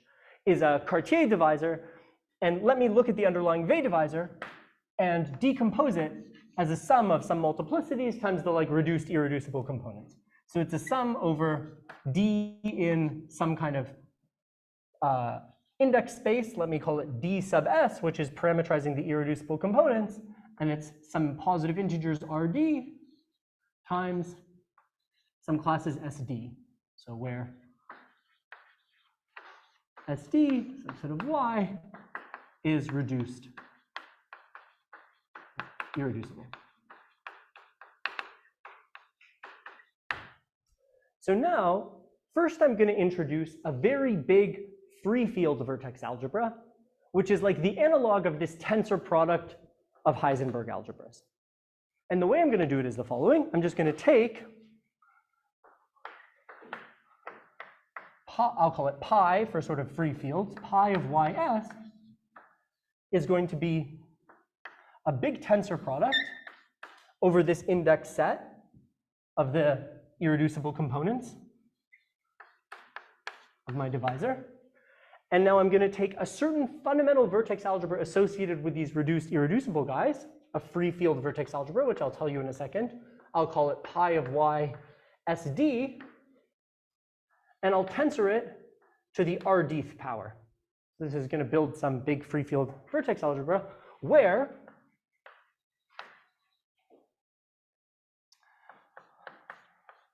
pi of y SD, so here SD is reduced, and I mean, it's going to be some smooth irreducible thing in this setting.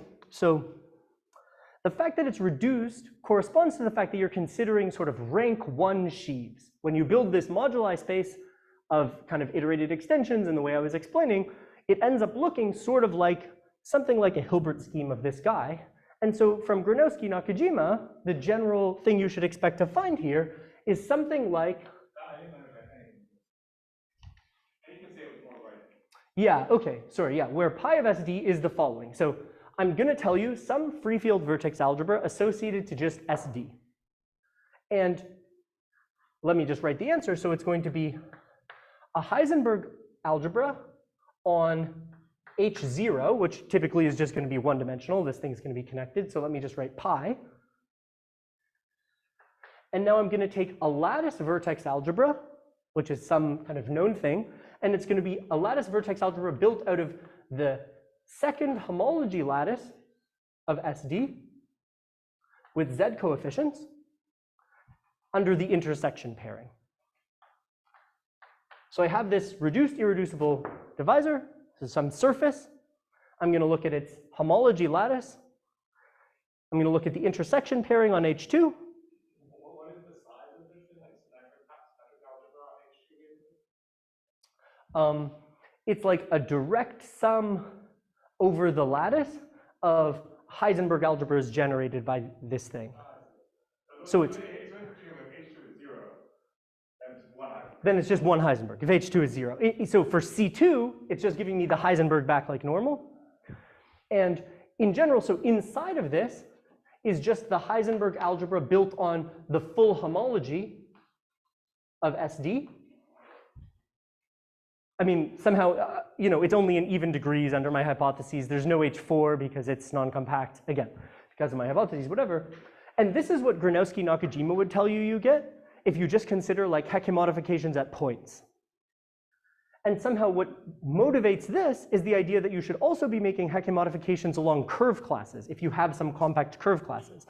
And that should give you an extra lattice where the lattice is essentially parametrizing like the first Chern class of the sheaves, because now the Hecke modifications along the curve classes, these are like the M2 branes, are like modifying this first Chern class of your sheaf. So this is bigger than what Gronowski-Nakajima would do.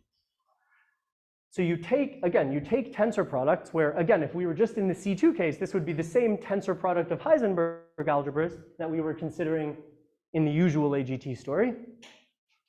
And now, so I consider this big tensor product, I define, essentially, I'll just write it, sort of this vertex algebra V of ys. It's just going to be defined to be some intersection of kernels of some maps QS, I'll tell you the index set in a second, sitting inside of this pi of ys, where QS is some kind of screening operator, pi of ys to some module, pi of ys sub s.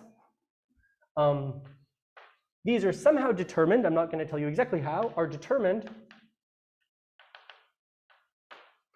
by Basically, you're doing this so that you can either use Fagan-Frankel or imitate it to prove the thing you said is work in progress? Yeah, that's right, exactly. So this is supposed to be the stand-in for Fagan-Frankel in the case of a general divisor. And you want these guys to be labeled by H2 of the divisor or by force and then curve? Right. Yeah, and under the Because they're not compacted. yeah, just by only by the compact ones here. Yeah. So these are, I'm not sure exactly the right physics words to say, but So I understand. This is the stuff that you need to add. The non-compact guys would have been there in the original setup already, but it's not that. The point is that he's going to try and act on this. He hasn't done anything. He's going to try and act on this by the h-axis and the y-axis. And I think the y-axis can add the only compact curves. yeah, you're kind of modifying, Hecke modifying along compact curves. And in fact, what I'm going to tell you is that the screening operators are corresponding to the non-compact curve classes. That's my sort of definition, which in a way, the way I'm understanding the non-compact curve classes is as some kind of stand-in for the possible extension classes between these irreducible components. Like if you have two irreducible components and you look at the x1, yeah, if you look at the x1 between them, you can somehow typically think of it as localized along some non-compact curve class at the intersection of these two.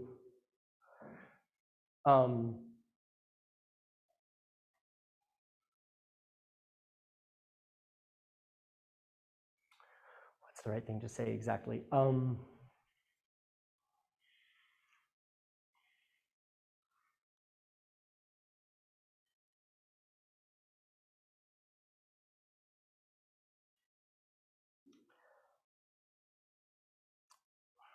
I can't think of like this, there's surely some kind of slick algebraic geometry thing to say, which I'm failing to think of right now. But in the class of examples we're studying, which are like super limited, it is definitely true that for any two, I mean, they're just like faces in these toric diagrams, and for any two faces, either you pick the same one twice or two adjacent ones, if you look at the x1s between them and I mean, certainly if they're distinct, they're always going to intersect along some non-compact curve class. If they're the same, there's like a bit of a subtlety. Oh, opposite ones. Yeah, that somehow, yeah. And again, I'm failing to think of the statement in algebraic geometry, but my claim is that those guys will not admit interesting extensions between each other. Yeah, the claim is that if you look at like the internal X1 groups between the structure sheaves of these irreducible components, the statement is that I'm claiming is that it will be supported set theoretically on these non-compact curves. But I'm unfortunately not able to. I can see why they would not have any not realized. Why is that relevant? Somehow. It's a little suspicious because the free field formalism is precisely about like separating them everything as much as possible. Right. Exactly. And so you're sort of as far away as possible from actually knowing how these guys can. Yeah, that's what like this guy is. That's why I sort of fully decompose this guy And to build the free field guy, I take this tensor product exactly like what you're saying. Are you only asserting that this is correct? I think Mina's objection goes away if you're only asserting that this is correct in the case that the structure you put on that S is the direct sum. Right, that's a great point. Yeah, so if you choose the direct sum framing, the module that you get is the free field module. Yeah, and if you want, this is exactly the point, if you want to build more interesting modules, like say the actual vacuum module for the affine W algebra, then you should consider some kind of non-trivial extension. Indeed, there's this paper of Chuang, Kreutzig, and Diaconescu that explains that you can redo the proof of AGT a la Schiffmann-Vassereau using a variant of the ADHM construction, which naturally shows up in this kind of setting, where you instead take F to be your favorite choice of iterated extension of the structure sheaf of C2 is going to be C adjoin X, Y, Z modulo Z to the R. So the sort of infinitesimally thickened, Rth order infinitesimally thickened C2. So this guy, the quiver associated with it looks like the usual ADHM quiver. F is this thing I called the framing structure, which maybe it's here. It was like this guy. So now I'm choosing an alternative for this guy, and what that's going to tell you is that instead of just erasing this self loop and thinking of this as a framing, we're going to like fix this self loop to be a principal nilpotent, which corresponds to choosing this non-trivial extension. And then the result of Chuang, Kreutzig, Diaconescu, and Soibelman says that if you consider representations of this quiver, where when I put a dot, it means that this is some like fixed once and for all endomorphism. It's not like part of the data to be specified. It's just changing the equations. But the statement is that the homology of this space becomes isomorphic, like it has an action of the W algebra, as in the Schiffmann-Vassereau case, and this becomes the actual vacuum module for the principal affine W algebra. This is R of GLR. And Henry Wu was also doing stuff kind of like that. These are just the quantum that non-algebra variety.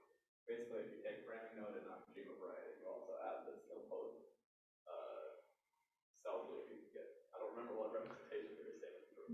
Yeah, I think that's right. And maybe I should also mention more recently, Varignolo-Vassereau have a paper that's really nice where they explain how to really see some Yangian actions in this geometric setting, and they also have some freedom to do stuff like this. Yeah, exactly. That's the standard AGT statement. Exactly, exactly. Yeah. And really what you should think is somehow all of the intermediate free, like partial intersections. So if you, in a way, I mean, it depends what you're interested in, but I was, yeah. There's just a summary of this kind of discussion. So what did end up being the case is if you took S, not S, you took this, whatever, so something other than direct sum. F, yeah. In that case, you have to use different collection of screening charges, that's the situation. Right, so the statement is that if you choose F to be this sort of fully, how should I say, fully extended, like all the extension classes are non-trivial, you should get the vacuum module for the intersection of all the screening charges, which is your full vertex algebra. And in general, what you should think is any way you could split it up, like if you instead took a direct sum of like this guy to the R1 plus this guy to the R2, then you would find the vacuum module for the vertex algebra you get by omitting the sort of middle screening operator. So I didn't understand it. I would have thought that once you do that, there are no screening charges left. This is like the extreme case. In this case, there's nothing. You use them all, exactly. But if you picked something intermediate where instead of all bounding together, you had like 2 stacks, that would be the equivalent of forgetting a single entry in this intersection, and then it somehow splits as a tensor product of the intersection of kernels. So the induced maps this way, I should maybe mention, so let me say it like this. Every time you express something as an intersection of kernel of screening operators, there's a slick fact. Let me write it even as a proposition about this family of vertex algebras.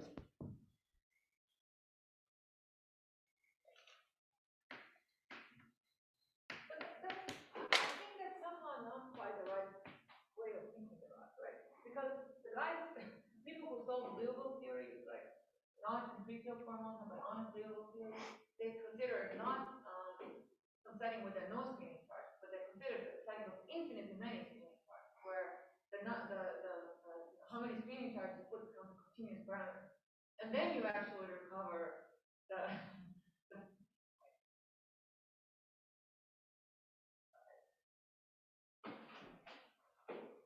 I mean, this is kind of cute, but I don't think it's the right thing to do.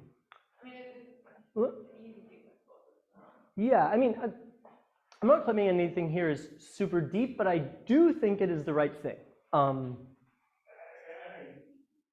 saying it's the right thing to prove this general the kind of thing you want to prove. You're presumably saying it's the wrong thing to study the actual physical question you should be studying. Yeah, I mean, people think of, like, people who study CFT, they think of three-field formalism as some kind of approximation where we start, but that's not what we actually want. So in the context of AGT, what is the Okay. beyond the three-field? So what three-field formalism does for you, but when it's honestly there, your spectral curve degenerates into sheets. Okay. Right. And the number of sheets is like the rank of the different screening curves. Right? So the thing you actually want is the smooth spectral curve. You don't want the degenerate. I see. So you're saying that there should be some like beyond AGT conjecture, or maybe estimated, which is some version where which this whole discussion also whatever there's some limit. Yeah. And there's some like much more general thing. This is some kind of variant of this large and the papa you right? You actually want not n is equal to 0, you want n is large and some kind of continuous parameter. But I think maybe it's worth saying that maybe the distinction between the three-field conformal blocks and just like the algebraic statement of because like the three-field conformal block is when you just insert like some normal some integer set q to n or something, and that's certainly like a very very tiny piece of like all possible conformal blocks. But for just the algebraic statement of like getting the W algebra, which is the full symmetry of the like toric or whatever, you can't just use the because all you're saying on the level of modes is just I can take the generators of that algebra and present them in terms of like similar.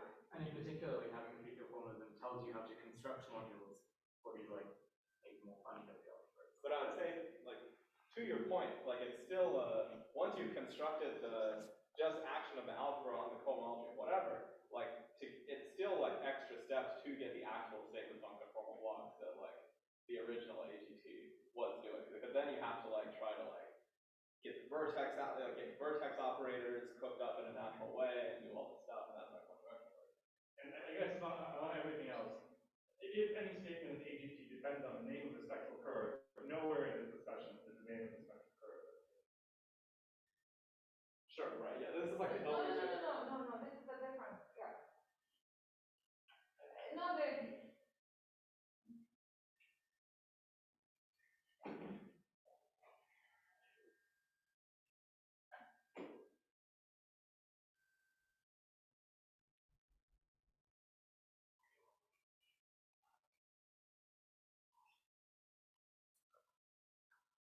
Why don't I just wrap up really quickly? Okay.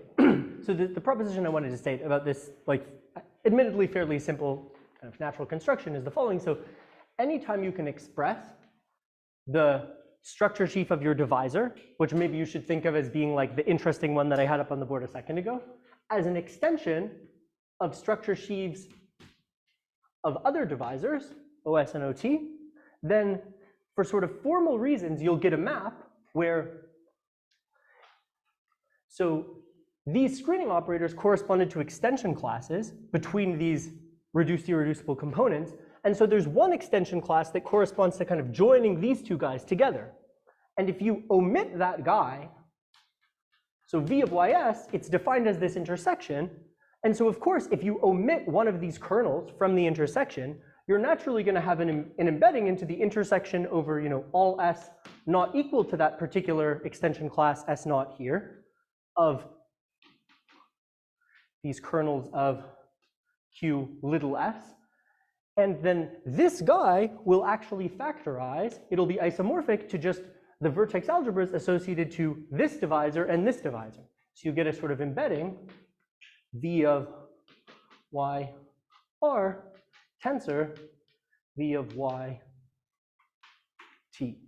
And in the sort of simplest example in C2, this gives something that's called a parabolic induction map. So the statement is for principal W algebras that W f prin of GL R is actually able to embed into a tensor product of lower rank if R is equal to R1 plus R2, a tensor product of lower rank principal affine W algebras. GL R1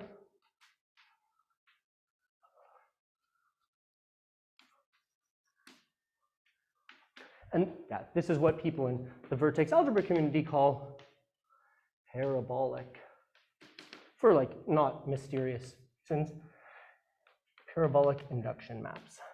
And in fact, in the original finite type story of Brundin and Kleshev, the key point they proved was that the coproduct on the Yangians intertwined with these parabolic induction maps on finite W algebras.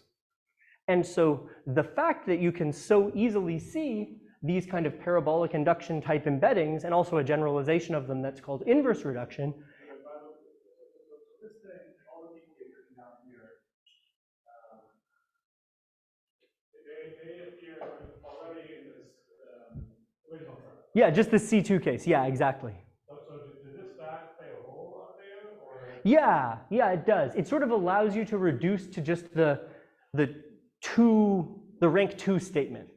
Somehow it tells you, because all of these guys are sort of compatibly embedded in each other, the most extreme version of this is you break up R into 1, 1, 1, 1, 1.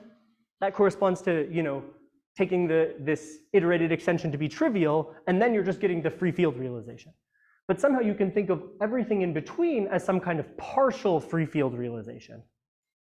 And the like, more you break up your divisor into these irreducible components, the more free you become.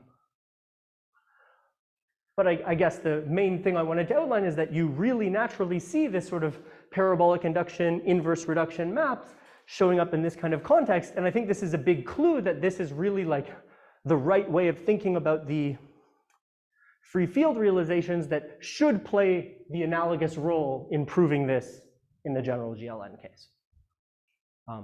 And so I was able to analyze this in the family of examples that are supposed to give these general type A affine W algebras and prove, again, modulo some work in progress with Sujay, prove that, that they really give the right answers. These really are some supernatural geometric free field realizations of arbitrary type A affine W algebras, which, again, hopefully will lead to a proof of this, this conjecture.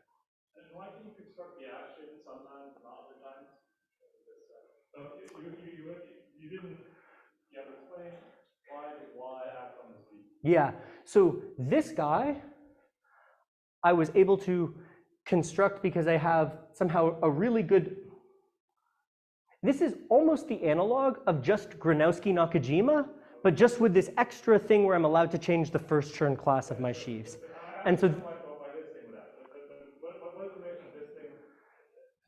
so this is as far as I can really go. And I still think this is interesting in some examples, like in the... What is the relation of this thing with Y? With the Yangian? Yeah. This is also... If you take the simplest representations of the Yangian, they should factor through these sort of simplest algebras. And then as you sort of build up more complicated representations with the coproduct, they're supposed to factor through these more complicated algebras. And can you prove that the simplest one Yeah, exactly. And why can you prove that in the simplest case? Well, the problem is I don't have No, any control of the coproduct. never mind, why can't you prove it in general? Why can you prove it in the kind of cases as is reduced to it? What is the point that basically reduces to the the local form, the types of SDs that can really show up are just like total space of O minus 1 or O minus 2 over P1. And somehow in each of those cases, the quiver you get, like in the O minus 1 case, it goes back to this Nakajima-Yoshioka work of studying instantons on the total space of O minus 1, like this blow up equation stuff. In the trivial bundle case, it was a bit tricky, but you sort of have a dimensional reduction. It ends up looking like some kind of looped version of the original Bailenson quiver for P1. And then in the O minus 2 case, it's like the A1 singularity, resolved A1 singularity, so it goes back to work of Nakajima. So it's somehow like on a case-by-case basis, you just tough it out. In the paper, I actually only really wrote in detail the O minus 1 case, because somehow that was the most new or interesting. But yeah, just by the fact that there's just such a limited number of these. But yeah, this fundamental missing ingredient, the coproduct, at the moment I don't have a great approach. Maybe I should mention Ben Davison in collaboration with, I think the guy's surname is Kinjo. They have a geometric construction of a coproduct on the Koha, which hopefully extends to the whole Yangian, which seems like it has a very similar flavor to the types of arguments we're making. And I think that that's sort of like the most promising sort of geometric approach to doing this. Again, as I mentioned at the beginning, there are people who are studying like the pure generators and relations approach, but I'm not strong enough to do that. Anyway, I'll stop here. Thanks, everyone. But if the benefit did extend, would that give a new proof of AGT without reference to generators and relations? I mean, which didn't go through this Shipman-Vassaro or whatever. Sorry, maybe I didn't hear the first part of the question. If what? I mean, let's say, if I understood you correctly, like the hard part of either Shipman-Vassaro or Molyneux, whatever construction is called. Yeah, and checking it has good properties. Yeah. And so if Ben's general approach, not that I know what it is, to constructing coproduct and co-op, I mean, that's a three-dimensional question, right? Yeah. So if one could show that extends to this Yangian, then you would thereby produce the U approach. Yeah, that's true. Yeah. Yeah, although let me say that unfortunately, I think the current version of Ben's construction is only available for like so-called tripled quivers, so things that actually secretly are like A1 times the surface. So maybe in fact he does it I think it's not exactly a reduction. It's like a certain kind of factorization argument in the A1 direction, but somehow, and that's very much like what we want, our intuition here is that this coproduct comes from sort of separating the branes, which means like moving them off. Of course, if you have an A1, everything can just translate off in that direction.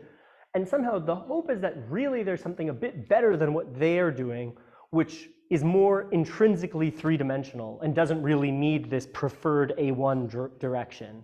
But that, I mean, hasn't been realized yet. They don't even have a paper out about the triplet case. No, but you're separating the branes in two different directions. Not using that direction. The pictures that these guys draw always forget some directions in 10-dimensional string space. There's a completely orthogonal direction along which you separate everything. It has nothing to do with that. That's why it's supposed to be inverted.